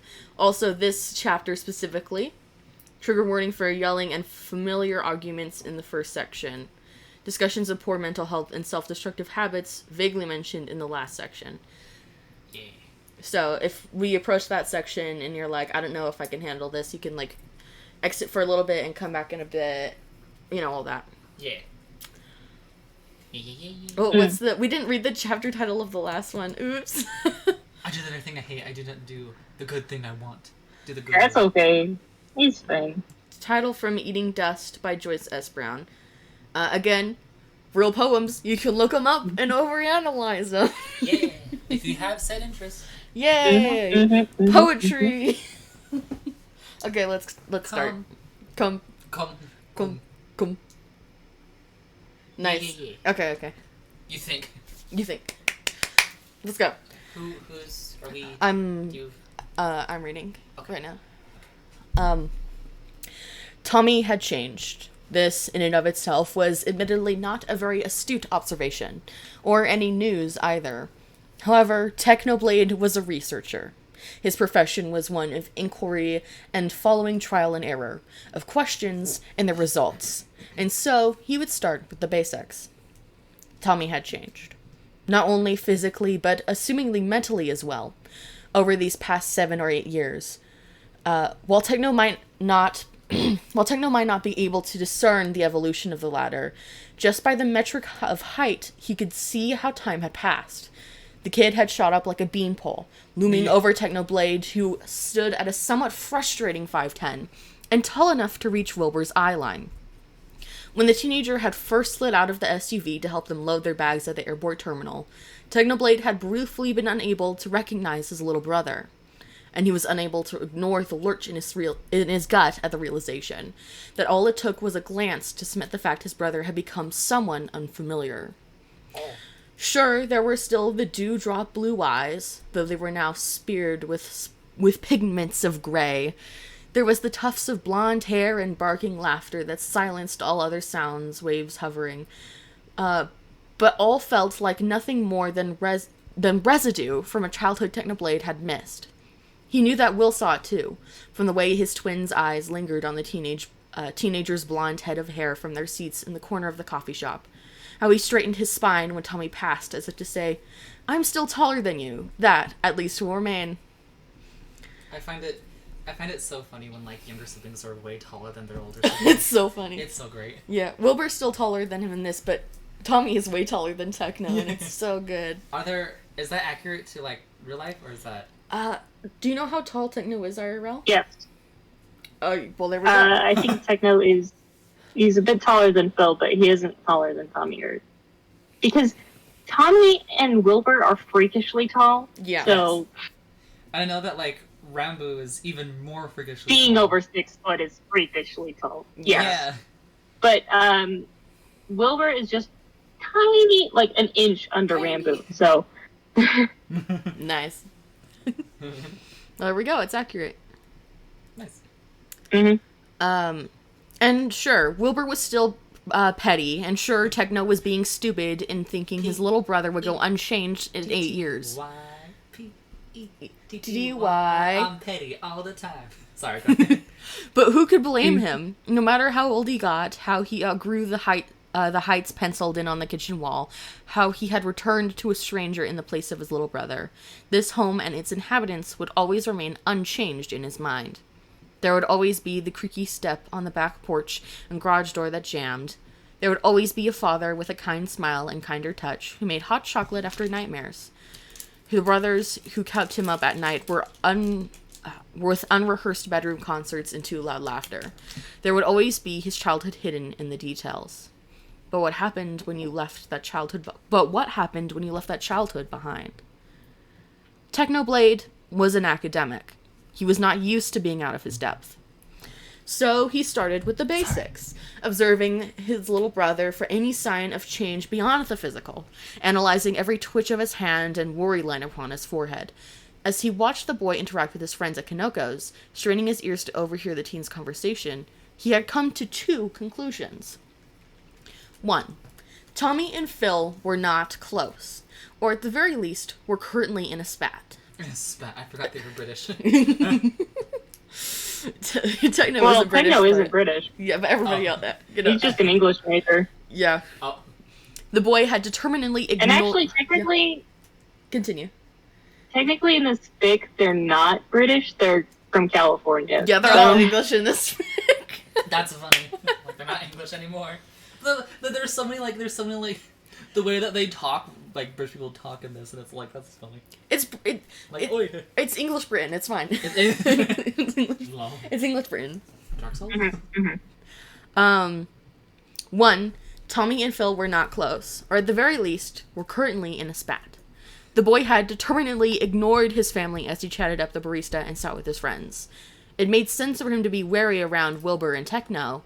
They hadn't seen the properly gremlin in 7 years, give or take. And of course he would need time to acclimate to his brother's new personalities that came with adulthood. But there was no reason for him to be so jumpy around Phil. The two had lived in that house by themselves for years. They would have been each other's only company after Wilbur moved out and took his charisma with him. It didn't make much sense for Phil to look as though Tommy was the son he was seeing for the first time in almost a decade. Not to mention, Tommy's friends barely registered Phil's existence at the first place when they brushed past. That was not normal. Parents should know their child's friends, or at least recognize their names, and friends were meant to be politely introduced and well welcomed. And so that led Techno to his next conclusion. By the way, I love the I love the, like, having this section of, like, the it was as if Tommy was the one that Phil was seeing for the first time in a decade, because it's like I just love that, because they just came back. Kind of true. It's true, and it's like it's a really biting comparison, because Tommy was there the whole time, and the brothers weren't, and yet he still recognized the brothers better. It's like, oh shit, that's not... Yeah. That's not right. Yeah. That's not okay. 2, Tommy was hiding something. Whatever it was something that Phil apparently knew nothing about, and something he wasn't inclined to share with the family. And Techno would be damned if he didn't find out what. Similar to Wilbur, he had tried to look over Tommy's shoulder as if to see maybe... you can take over this paragraph. He had tried to look over Tommy's shoulder to see if maybe the teen's iPhone could provide some answers. But he had found himself disappointed, as the teen did nothing more than scroll through Instagram, liking photos of classmates at beaches and amusement parks, and the few odd celebrities promoting some useless product that either contained too much sugar or flashed too many LEDs. So, resigned to learning of nothing new about Tommy's supposed secret, Techno had finally given himself up to the confines of a restless sleep in his father's beat-up Ford. That, at least, had been familiar. Now, as the family began to settle back into their roles that had once been second nature, dusting off older teens with bedside tables and untouched doorknobs, Techno couldn't help but find himself restless at all this uncertainty. He would be the first to admit he didn't do well with unknowns. Despite his assertions that he craved independence, moving out had still been the hardest thing he'd ever done. Regardless of monthly care packages Phil sent like clockwork or the nightly text from his twin, and this entire situation was one big unknown that he couldn't quite grasp, so he did what he did best, go back to the basics. Setting his bags down in his childhood room, which thankfully hadn't changed much. He didn't know what he would do if he found out the little gremlin had trashed it while he was gone. He tried to pick it up from where he left off. The room had been stripped practically bare when he moved out, and it was coated in a thickening layer of dust, as if it had gone untouched in years. That would not do. He got to work, cleaning the surface of his desk and shelving his countless books, hanging up the clothes he packed with him in his closet until it looked a little less empty and a little more like the organized chaos he was used to. It will not be enough, the coy voice in his subconscious would hiss with each cardigan clung loose on a plastic hanger. You cannot pretend to go back to a foundation that has already been torn up. He ignored that one, instead focusing on the other thoughts bouncing around in his skull. like why the hell he had thought it was necessary to pack an East Coast coat for West Coast weather. And so went the next 2 hours, until Phil called them down for an early dinner. His consciousness split in between the nostalgia of being surrounded by the echoes of his youth and the curiosity picking at his brain like a fresh scab. And it wasn't curiosity, not quite. It was a desperation to know, to understand who he was in this new dynamic surfacing. Still, by the time he was making his way down the set of stairs leading into the kitchen, he could feel his spine ease out of his practiced posture and into a relaxed hunch. Content with the progress made, bringing comfort back into his threadbare room, making it a bit more homey. Even if the act felt hollow, him and Will weren't planning on staying long. An unspoken secret passed between side-eyed glances when their father wasn't looking. There was no legitimate reason to remake a home out of this house. Uh-oh, hint, hint, nudge, Dinner. nudge. Nudge, nudge. Nudge, nudge. Dinner, to put it simply, was a dismal affair. The tension from the car ride home had not dissipated over the course of a few hours, and it showed even in the stilted attempt at conversation and long silence pregnant with unease. Despite the meal being a family favorite, grilled salmon over dirty rice and stewed potatoes, a welcome release from the dining hall food Techno had grown used to, the table spirits were low at best and non-existent at worst. If he was being honest, there was one main culprit, Tommy. Do you wanna narrate this part, Dreevy? Sure. First, I want to mention that. Oh yeah, we're gonna be yelling at each other. I realize this. Yeah. Lol. So yeah, it'd probably be best of you. Bitch. No. Cunt.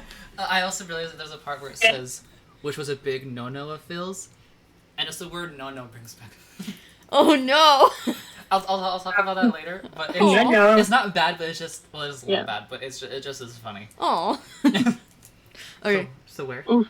The teenager. The teenager? Yeah. Okay. The teenager apparently wanted nothing to do with his fellow housemates. I thought that said homomates. No. Oh no! I mean, they could be gay. We don't know. That would be good. That would be good. Fellow housemates. Going as far as to pull out his phone on the table, which was a big no-no of Phil's. Even, oh jeez, my eyes. Even Wilbur's, I like, unfocused. Even Wilbur's effects to drag the boy into a lively discussion about sand and other forms of substance. It's making reference to the, Sustenance. yeah, it's making fun of the Wilbur sand eating rant that he did one time. Oh, that's what that's from! Yeah! I was listening to a song I saw in the comments where I was like, sometimes I get depressed, but then I remember, and I eat sand. And I was so confused, I was like, what? It's so good. Phil updated We'll have to a video. show Gravy that video. Yeah. Phil updated a video Yeah. of it, so I can show that video to you later. It's great. It's so good. His twins' words exactly. It was somewhat unfortunate he was the only one who formed brain cells in the womb. Fell flat, the boy doing nothing more than staring blankly at his brother before shrugging and returning to his food and whatever was entrancing him on that little title. Little screen. Whatever that was fine. Techno was a patient man, and he could stand an awkward dinner or two before he got to the bottom of what was going on in this house. Tommy, what are you looking at? Wilbur, it seemed, was not. Despite being his twin, there were many things about Wilbur that always had and always will confuse Techno. Like how the man had a natural affinity for the arts that Techno lacked. How he was able to find music in the most uncanny places. The sound of laundry tumbling in the dryer machine. Dryer machine? Yeah, in the dryer. Dryer machine. Yeah. Footsteps on pavement, rustling bags, and whining backyard fences. Like how the man was quite literally and incapable of thinking before he spoke. Screaming matches between Wilbur and Phil had been common throughout their household. It was more than common to find to find the then teenager shuffling into his family members' bedrooms. With a late-night apology in hand and tears in his eyes, Techno didn't get it. Not really. He didn't know how someone could lose control like that. Was afraid of what it meant if he had ever found out. But he was Wilbur's brother. And so he... And so he tried. So he tried. He took each mumbled apology in stride, easy to forgive his twin's lashing tongue, and even more stinging silent treatment. He didn't voice his concern when, after moving out and creating a new sanctuary out of a dorm room in Massachusetts, Wilbur stopped returning his calls and blocked his text. He just sighed, waiting for Wilbur to come home with an apology, and continued on. He may not understand his brother, but he knew him, and that was enough.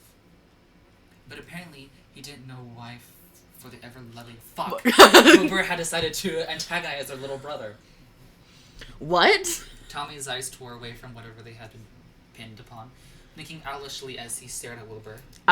Sorry, what? Wilbur let sounded something shrill. A whine exploding formed the back of his throat as he motioned at Tommy. I'm so illiterate. As he motioned at Tommy it's okay. with his spoken frustration. That's you, Your man. phone. Yeah. You've been staring at it all dinner. What are you looking at? Tommy's head jerked backwards, as if he had slapped. As if he had been slapped. As he had slapped. As he had been slapped, and he looked momentarily caught off guard before he straightened his posture, scowling. Why is what I'm looking at my phone any of your business, dickhead? Boys. Phil began, but was quickly interrupted by the sound of Wilbur dropping his fork to his plate with a clang. Elbows propped at the table as he leaned closer to the stare at the blonde across from him. Techno laughed. Techno, let me laugh! Side! I meant side! Techno side! Techno laughed. Just another funny day. Fuck you. Techno sighed. It's Wilbur tantrum time, right on schedule. With Techno laugh, it's like, fuck you. What a funny day. What a funny day. Wow. Your emotional trauma is funny. Jesus Christ. Mads. It's my business when you spend all day looking at it like it's the Holy Grail. And I don't know, maybe when you're literally avoiding talking to your brothers who you haven't seen in a few years? It's none of your business. Tommy repeated, gritting his teeth as he clicked his phone off and set it face down on the table. It's nothing important anyways. Trust me, you wouldn't think it was interesting. Wilbur snorted, dark eyes flashing with something that Techno had long wished he could forget, of course. It was all a matter of time. With the old routines came the rested, sullied bits that they had all tried so hard to bury away with each packed bag and boarded plane.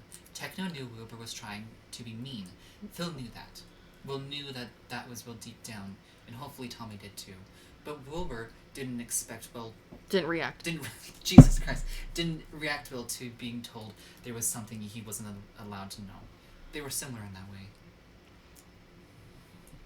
Well, it must be important enough to occupy all your attention, and maybe I would think it's interesting. You ever thought that? I could totally be interested in whatever's on your phone. Well, Wilbur was saying, then more bitter. Come on, dude. At least pretend you're enjoying spending time with us. Well, maybe you could at least pretend to be enjoyable. Oh, you little brat. This is amazing. This scene isn't necessarily funny by itself, but the fact that we're reading it out loud makes it funny. It's just the way that you guys read it is just great. Yeah. I love pretend arguing. Yeah. I'm the best over here. I love acting like we're fucking Something in Tommy's gaze flickered. Something steeled and sharpened like a blade. Something dangerous. Something Techno had never seen in his brother's eyes before. And his lips twisted into a snarl. He opened his mouth to speak. To probably say something foul that would have left Techno's ears ringing for hours at the sheer volume of it. But he was interrupted by Phil clearing his throat. silencing the two bickering boys in front of him. Techno wouldn't lie. It was impressive how effective it was. Next to him, Techno could hear Phil's breath becoming tight with exasperation. Their father reaching over to place a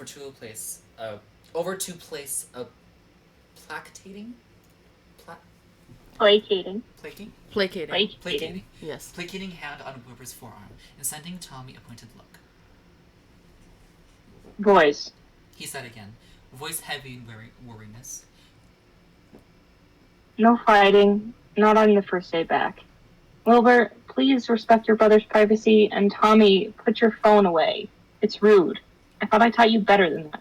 I like the idea that it's like, where it's like they're not actually blood related, it's just Phil adopted them all. I mean, at this point in the story, like, you could guess that. There are a lot of there are a lot of fics in the quote unquote SBI verse in which Phil adopts them all. Some of them are all blood related, and some of them he adopts them, and some of them, like, one of the kids is blood related, and the others are adopted, or where it's like they need to be adopted, like they made sure through the Dream SMP, so it's like it'd be funny if that was like canon in this world of like dude just that'd be so funny. Where am I? Fuck. Wilbur huffed and pulled his arm away from his face. Wilbur. Yeah. Continue. Did I say Wilbur? Yeah, you said Wilbur.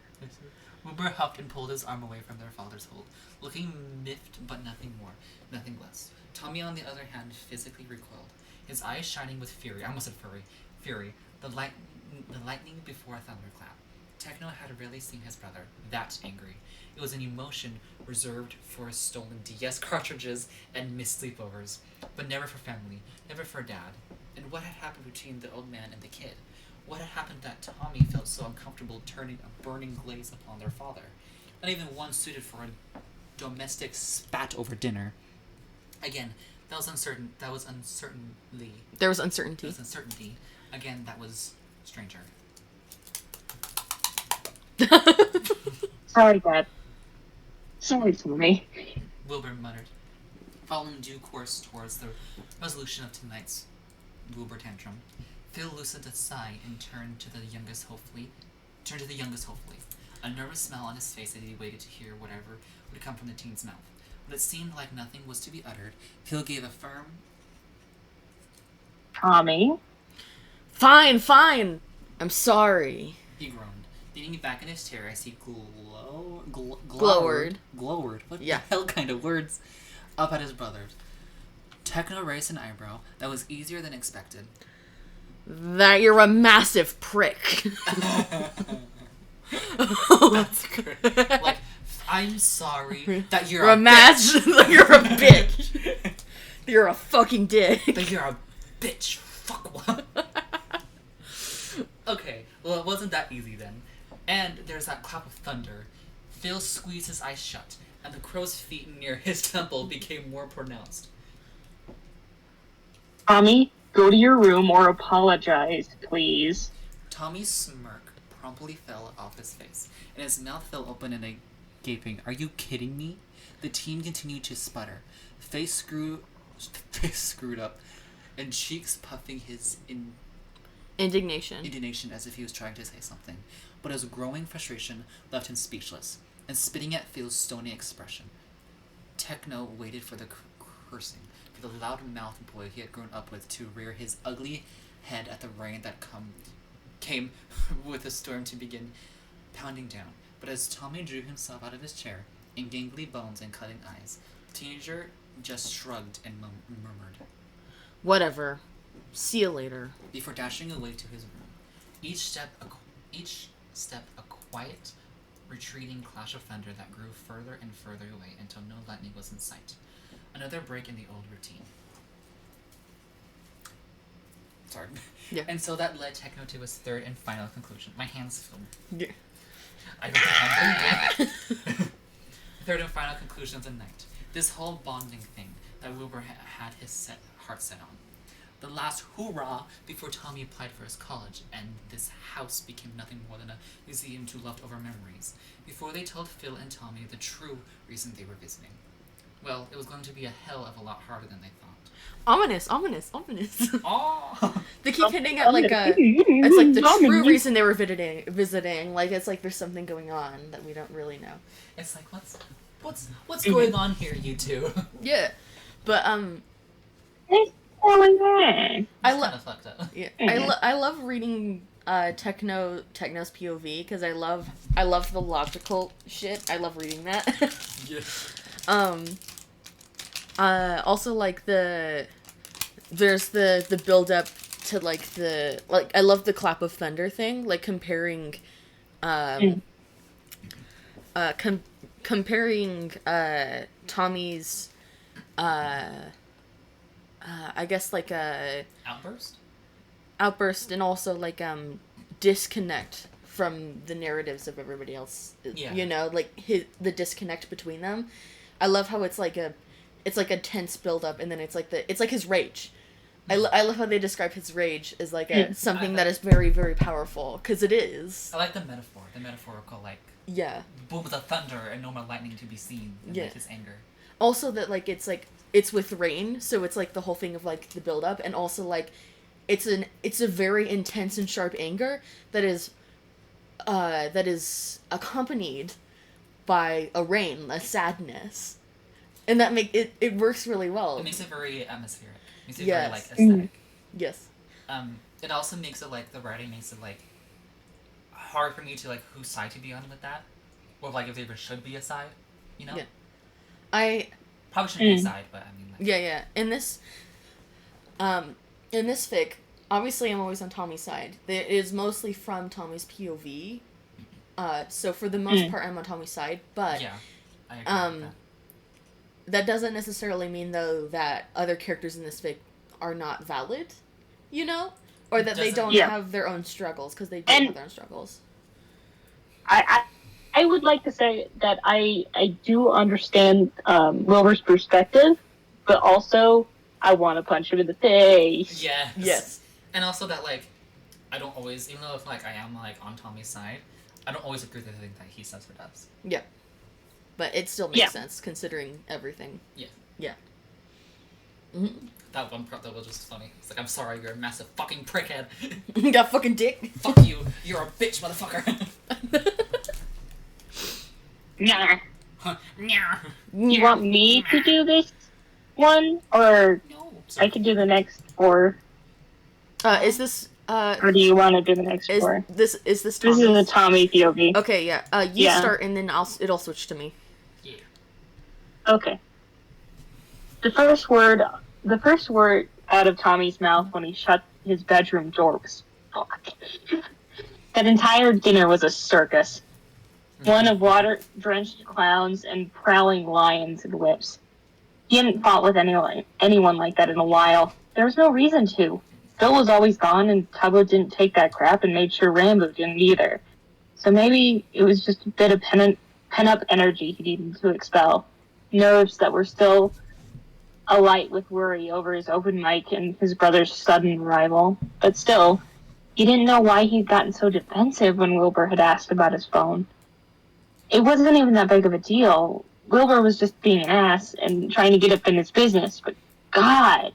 When he had heard Wilbur's condescendingly call him a brat, he had just gotten so angry. Trigger word. Mm-hmm. He felt as though the entire room had been awash with electricity, that he was a collared dog chained to a fence, all snapping teeth and raised hackles. Sure, he'd gotten pissed at his family before. Heck, his whole childhood memories were mostly of him and Wilbur having a row of some sort, but a fury like that had been hard to come by these past few years. That was a lie, of course. There was sorry, I just wanted to say, I really love the wolf metaphors. They appear throughout, like they appear again a few times. I think it's another one that fits really well, along with like the lightning storm. Because with the lightning storm, it was like a sharp anger with like sadness and like and all that. The dog one is like it's showing that he's basically a wounded animal, right? Yeah. And that also, like, wolves are pack animals. So he's a wounded animal In a pack. looking for companionship. Yeah. I think that's really great. It's very clever writing. Yeah. Mm-hmm. Continue. Yeah, continue. That was a lie. That was a lie. Of course, there was sophomore year, where he was less a chained dog and more of a cornered wolf, a thing of fangs and claws that bit everyone who came near and almost ruined every friendship that he had. The year where he couldn't stand the sight of his empty house, so he decided that he would destroy everything within it, including himself. Mm. But hey, it wasn't his fault. Wilbur was being a prick, and he was being nosy, so of course Tommy had every right to retaliate. And who was Phil to think that he could send Tommy to his room? Who was this stranger to act as if he'd been home every day after school, as if he'd cooked dinners every night without fail, as if he had any right to scold Tommy like he was still 8 years old and not the senior in high school that he was? That was bullshit. This wasn't his fault that he had entered the dinner with that creature clawing at his throat, howling to get out. That all it took was one wrong word from his big brother for it to bear teeth. It wasn't his fault. It wasn't. He tried to ignore the voice in his head that reminded him he was indeed responsible for the fallout of his actions, even if it was a knee-jerk reaction. Why the hell did the morally sound part of him have to sound so much like Tubbo? His body shook, hands fidgeting at his sides as he paced the room, looking for an outlet for all of this excess energy. He felt like a pressurized can, Love that. one puncture hole from exploding into bits of tin and toxins, and dimly he wondered if he should write this down.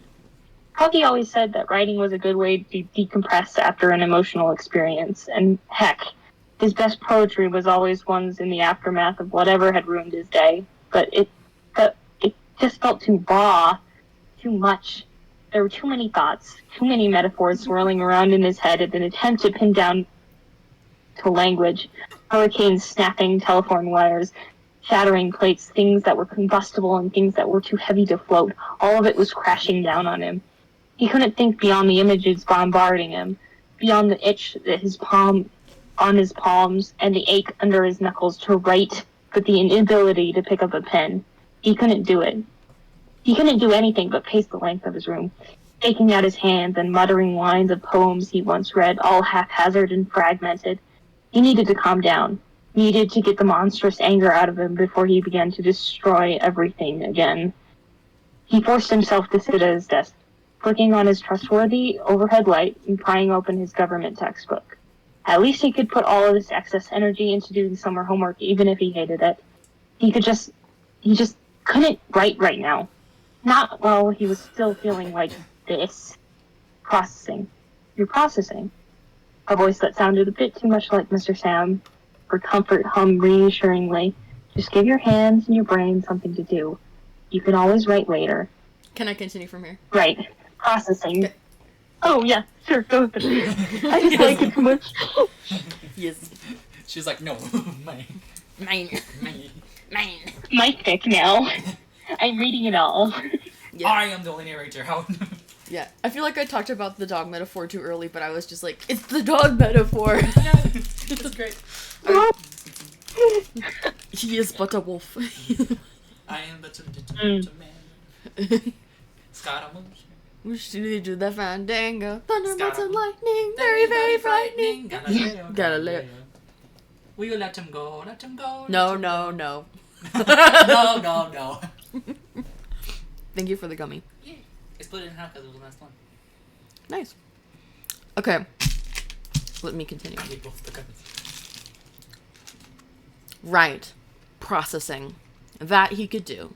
He just needed to process, whatever the fuck that meant anyway. Then he could go back to focusing on his poetry and the upcoming open mic. Go back to his little world of similes and gazelles. Gazals. Gazal. Hurriedly, he flipped the pages of his textbook until he found the appropriate page number and header. gerrymandering and voters' rights. He didn't need Wilbur, Techno, or Phil to try to bite into his life again, because he didn't care what they thought or wanted.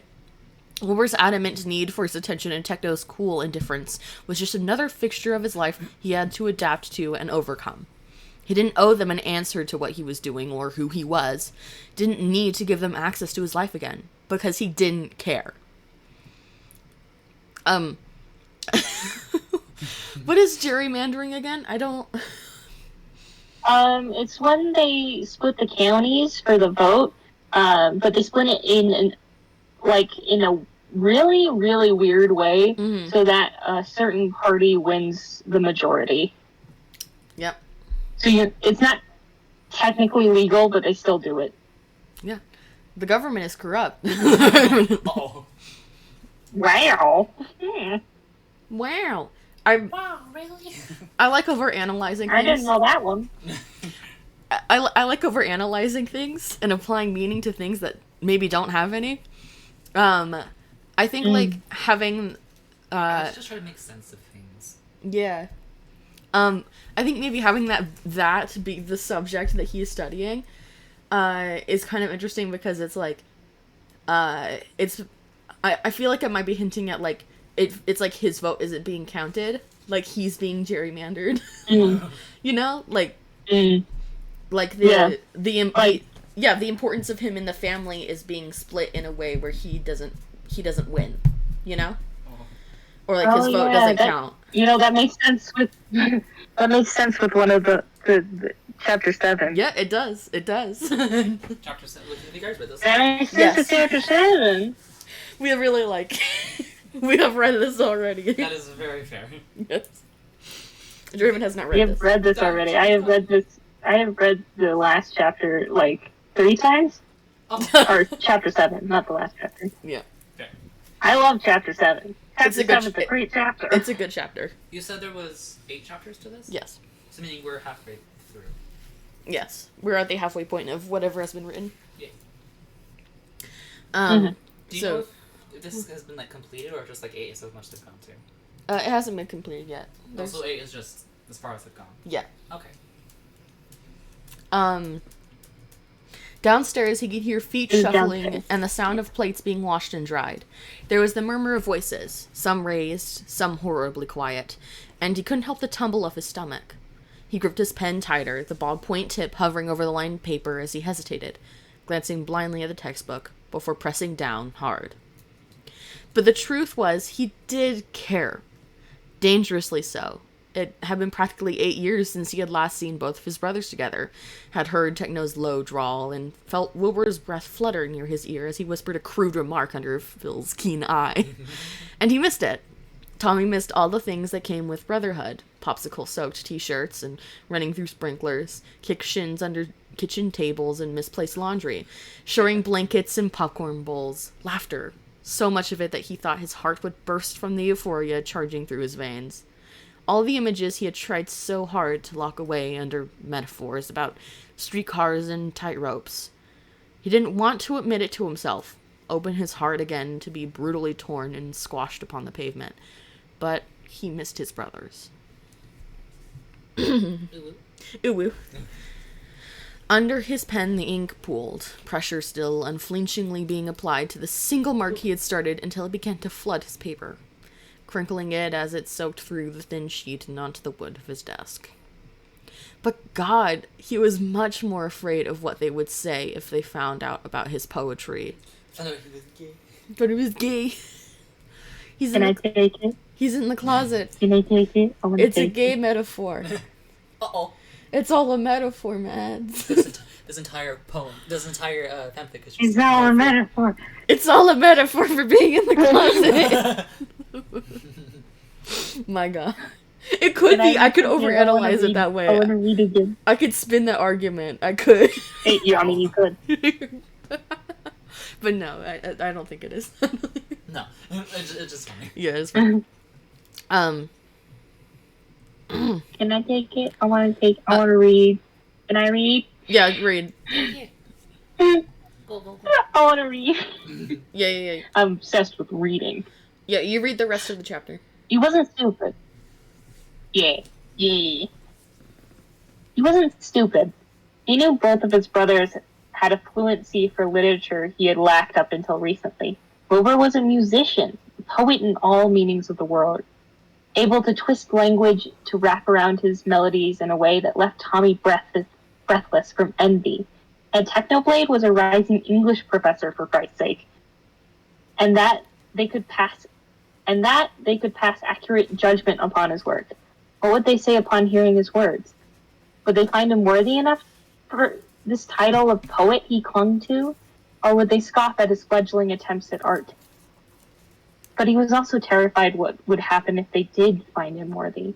If they would look at him and the words tumbling from his mouth and onto his palms and take it willingly, eagerly, what would he do then?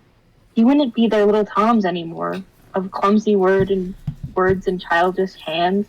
With that growing up came the loss of small, naive hope he had tried so hard to kill. That one day his brothers would see him as their little brother again, that his father would see his little boy. It was also precarious, this escape, this brotherhood. All of it was teetering upon the precipice of being lost forever. Slam had given him a way out, and now he could provide his brothers a way in. And that was more terrifying than anything he could ever imagine. We cannot last forever. He took a measured breath, finally picking up his pen from the page as he turned the words over in his head, a line from a poem he had stowed away for a rainy day. He unsure of what exactly he was mourning. I loved music before I loved books. I loved Mozart before I loved you.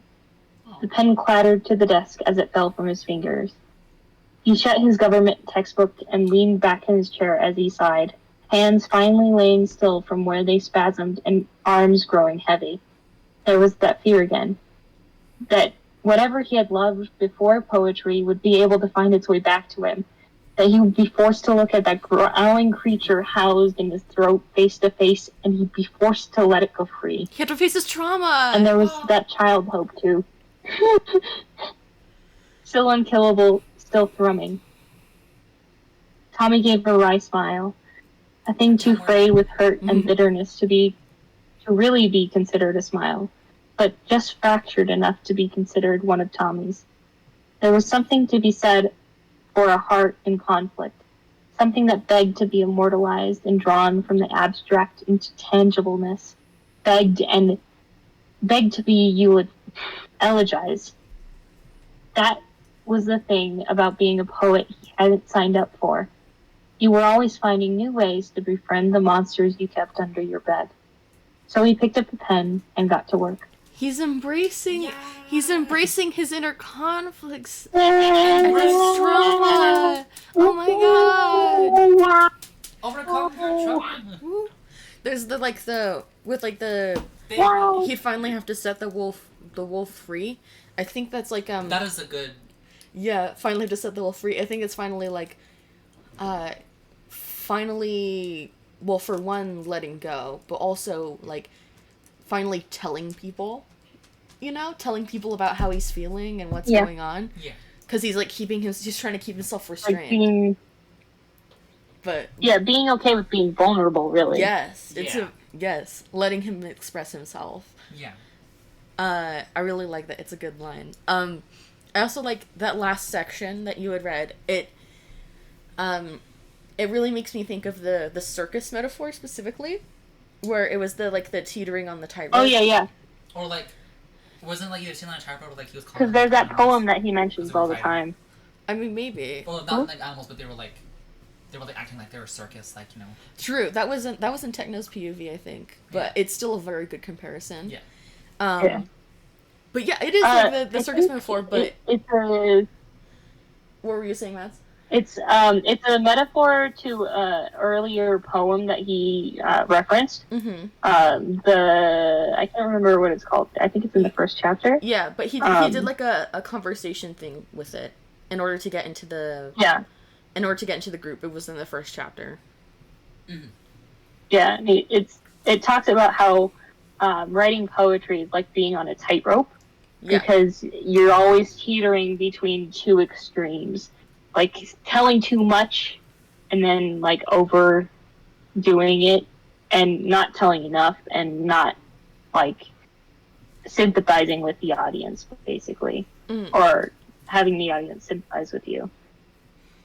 And that specifically made me think of this section that you just read, because is for one, the metaphor feels kind of raw, because it's like, personally, I'm afraid of heights. I'm afraid of heights, and it's like he's very much thinking like he's cutting the bullshit and trying to really think about how he's feeling in this moment.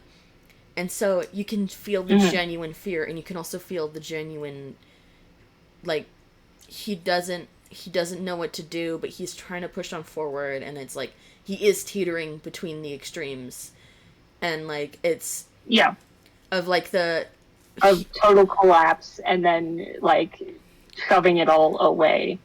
He's like mentally total extremes. And I think that works really well with the tie back, because it's like in that moment he decides to write a poem, so it all leads back to like the poetry stuff, and it all leads back to him expressing it with that and all that. So I just really like that. Yes. I like how listening to you guys read this, it feels like I'm back in like science class and everyone's like reading from a textbook and you're like following along as someone reads. Except for it's more entertaining. It's more entertaining. It's Yeah. It's better. Did you ever take a theater class? I mean, no, but I wish I had of. Oh man. That would have helped me so well. Currently. I took a theater class. It was pretty cool. I wanted to like, cause I kind of want to get into acting and doing stuff like that, but I never like, and I feel like it also would help my confidence and stuff like that, because I have very low confidence and self-esteem, so. Yeah, it's all about the going with it. Yeah, I feel like it would have definitely helped me with that, but I never really thought about it because I just didn't like school. That's fair. Yeah. But yeah, it's like, actually, you do more like dramatic reading stuff like that in English, I feel like, if you aren't in a play that is. If you aren't in a play that is, but like, honestly, like, did you ever have to like read Shakespeare out loud in English class? Because I did. I think so, but I don't really remember, but we probably did. Yeah. That was my favorite part about English, I actually liked doing honestly. that. People like hated it, but I actually like doing. Because like the way that it's written, like, it's like the English that's like I think it's like Old English or something like that. Yeah. Or the way that like the words. It's hard to read and understand, and it's kind of a slog. And I think it sounds great. Yeah, it sounds really cool, but it also makes it hard to interpret all of the things. But in that sense, it also like makes people more interested in it, because you have to dig through it, Yeah. Well, I mean, that's also why they have you read it out loud. Yeah. It's so you can try better to understand what you're actually saying. Yeah. When you're reading it. Because when you're reading it in your head, you kind of don't have an idea of the tone or the connotation. Yeah. But when you read it out loud, you have to kind of make that up on the spot, and then you can decide whether or not it feels right for the words. Yeah. It's all about performing. All about the performance. Woo. I also I feel like I've gotten better at like understanding it's not called Old English, but like the way that Shakespeare, the English that Shakespeare writes in. I've kind of learned how to understand it more because of Dark Souls, because the lines and stuff in it are read in that way. It's not like exactly, but it's like the the thy and thou and thou'st and Dark Souls teaching us Old English. Yeah. Or it's not. It's because Old English is one you can't like understand it at all. I remember what it's actually called. Yeah. You could call it Shakespearean English. Yeah, it's called Middle English. That's fair. Or Middle English? Yeah, it's Middle English. Okay. Yeah. Oh, okay, that makes sense. Because it's the middle point between Old and the Dark Ages of Old English and the New Ages of Victorian English, is the English we use today. Except with slang. The British use today. So, yeah. We have different slang. We just have slang now. And yeah. We're just lazy, don't say the full word. Whoop, whoop. It's great. I love it. Yeah. Especially when we write or type. It's funny. I love that. To get on the original thing, this specifically this reading reminds me a lot because I had trouble reading as a kid, like in elementary, and we always had to do those like you have to read a book over the summer kind of reading assignments. Yeah. And it was like any book that was like a chapter book, and so I always had difficulty with it because I never wanted just to like sit down. I always wanted to do something else than look at a page. But my dad and my mom had this great idea of like we just lay on the bed and then we take turns with each page or like paragraph reading out loud to each other.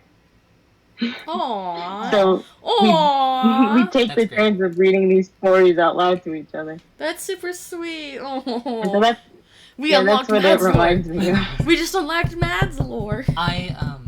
For me, it was like Yeah, instead that's of Mads actually, lore. instead of actually like reading a book that got me to help with reading, was actually playing video games. Having reading like Poke Park and Pets Cats too. Yeah. Yeah, because they have the It would help dialogue me, like- written. Yeah, like I remember like with Poke Park, the first one, either the first or the second one.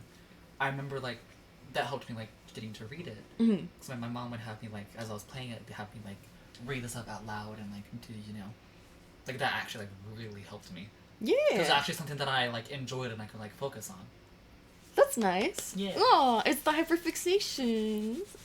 It's the hyperfixation. Yee. Yeah. And that's why I think Maybe. I think video games especially are like an amazingly good tool for like kids with like autism and Yes. ADHD and Yes. dyslexia because it gives you something that you already like. Yeah, it gives you the And serotonin and makes it immerses you readable. in it. Yeah. Yeah. It's Uh-huh. it's very good. Yeah. It's The Mm-hmm, I was a gifted kid. good. You I- metal spoon. I was always good at reading. Oh my god, you're a psychic? I had a little bit of difficulty spelling. You have magic power. Yeah, I've always had a bit of difficulty spelling, but I was always a really good reader. Like I was one of the kids where in early grade school, like I don't know about like and in like read everybody. yeah, like I think I might have been like first grade maybe. Like I was one of the kids that read like small chapter novels.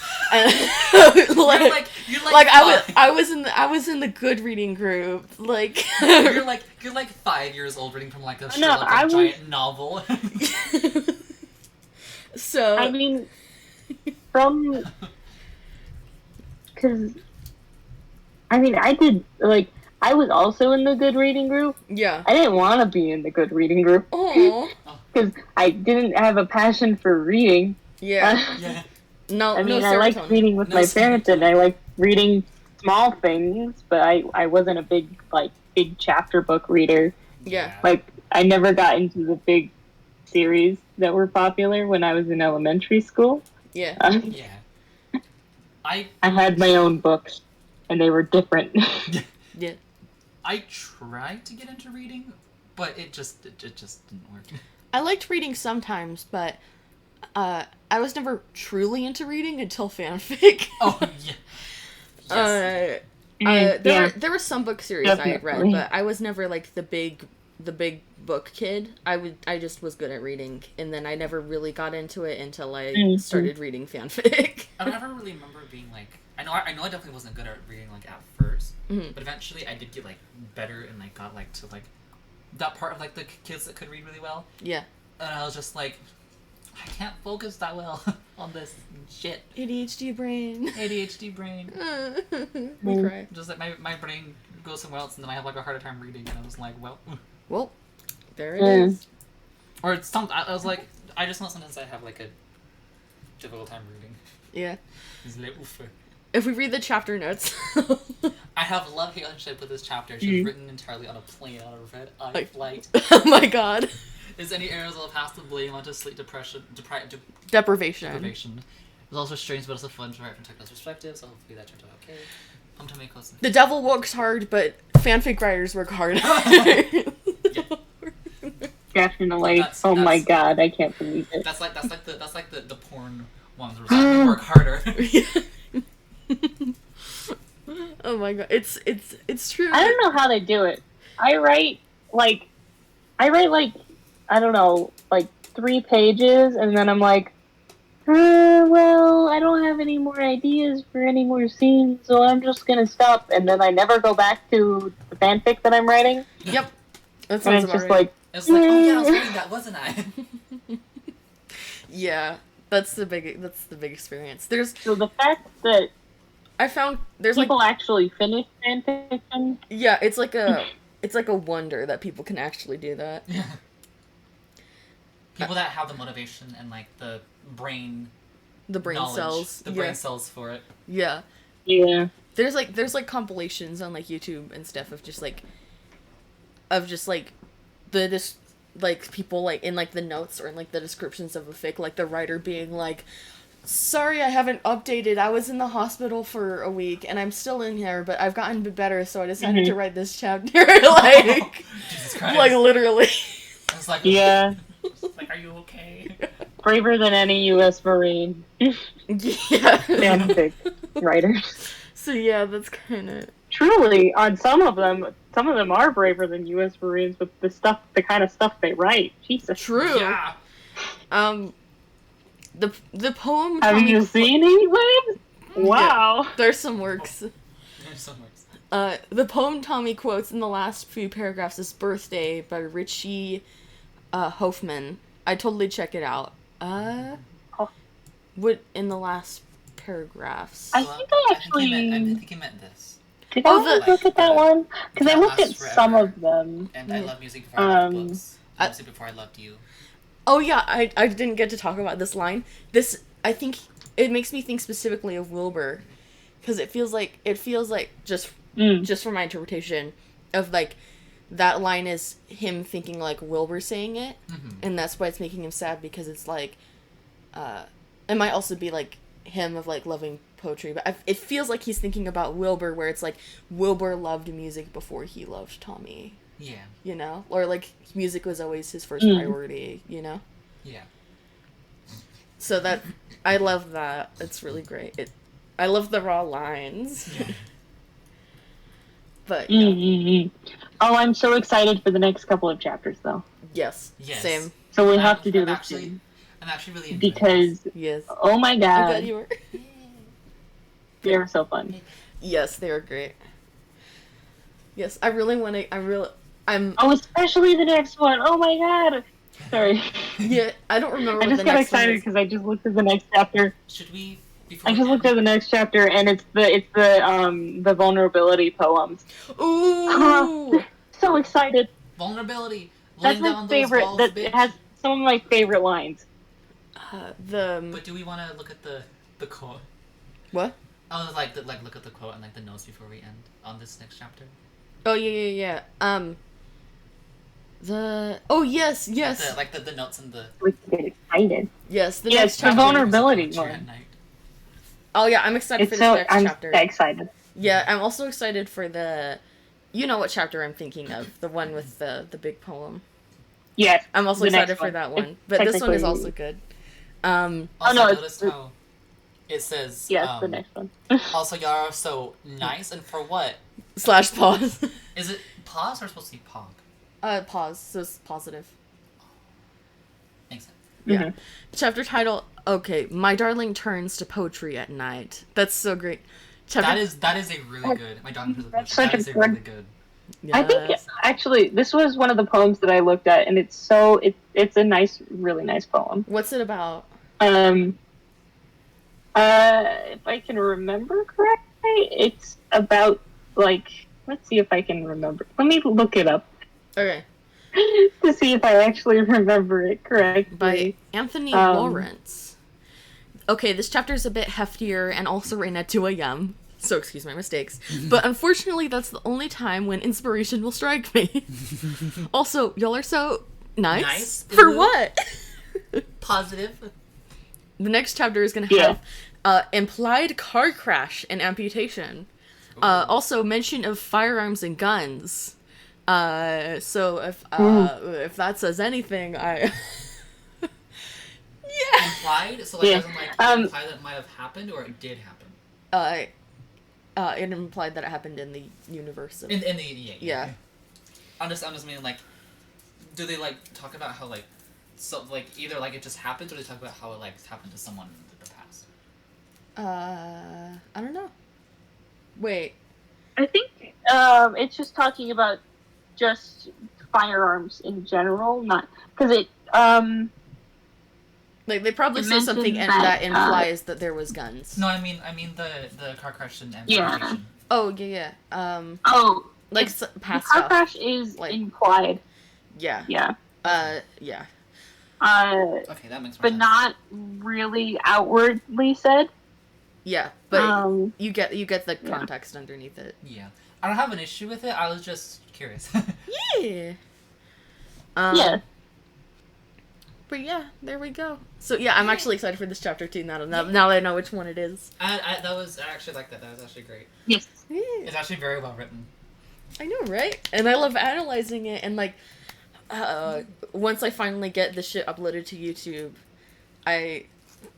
probably nobody would watch it, but I have a small hope in my heart that maybe somebody will watch and type analysis in the comments and like I want opinion. I want to read people's opinion in the comments and be like, oh my god, that's so smart. Like, oh my god, you're so right. Yeah. Yes, queen. Because I'm like, I definitely couldn't like do this by myself. That's nothing.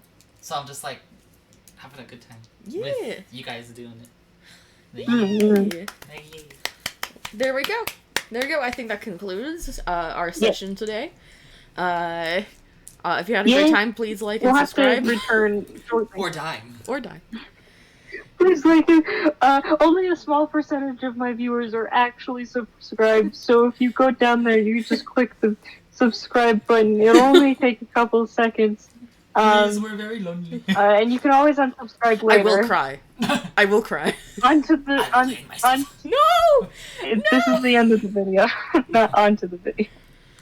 On to the video. Oh, that makes me want to watch a manhunt. Whoop, whoop. I'm gonna have to go watch a manhunt now. Yep. Hell yeah. Well, this is me, Pearlescent Moon, signing off. Thank you for joining me, and Mumbo this is Jumbo. me, Mumbo Jumbo. Yep. Thank you for having me, Pearlescent Moon. Yep, and Queen Elizabeth. Thank you for also joining us.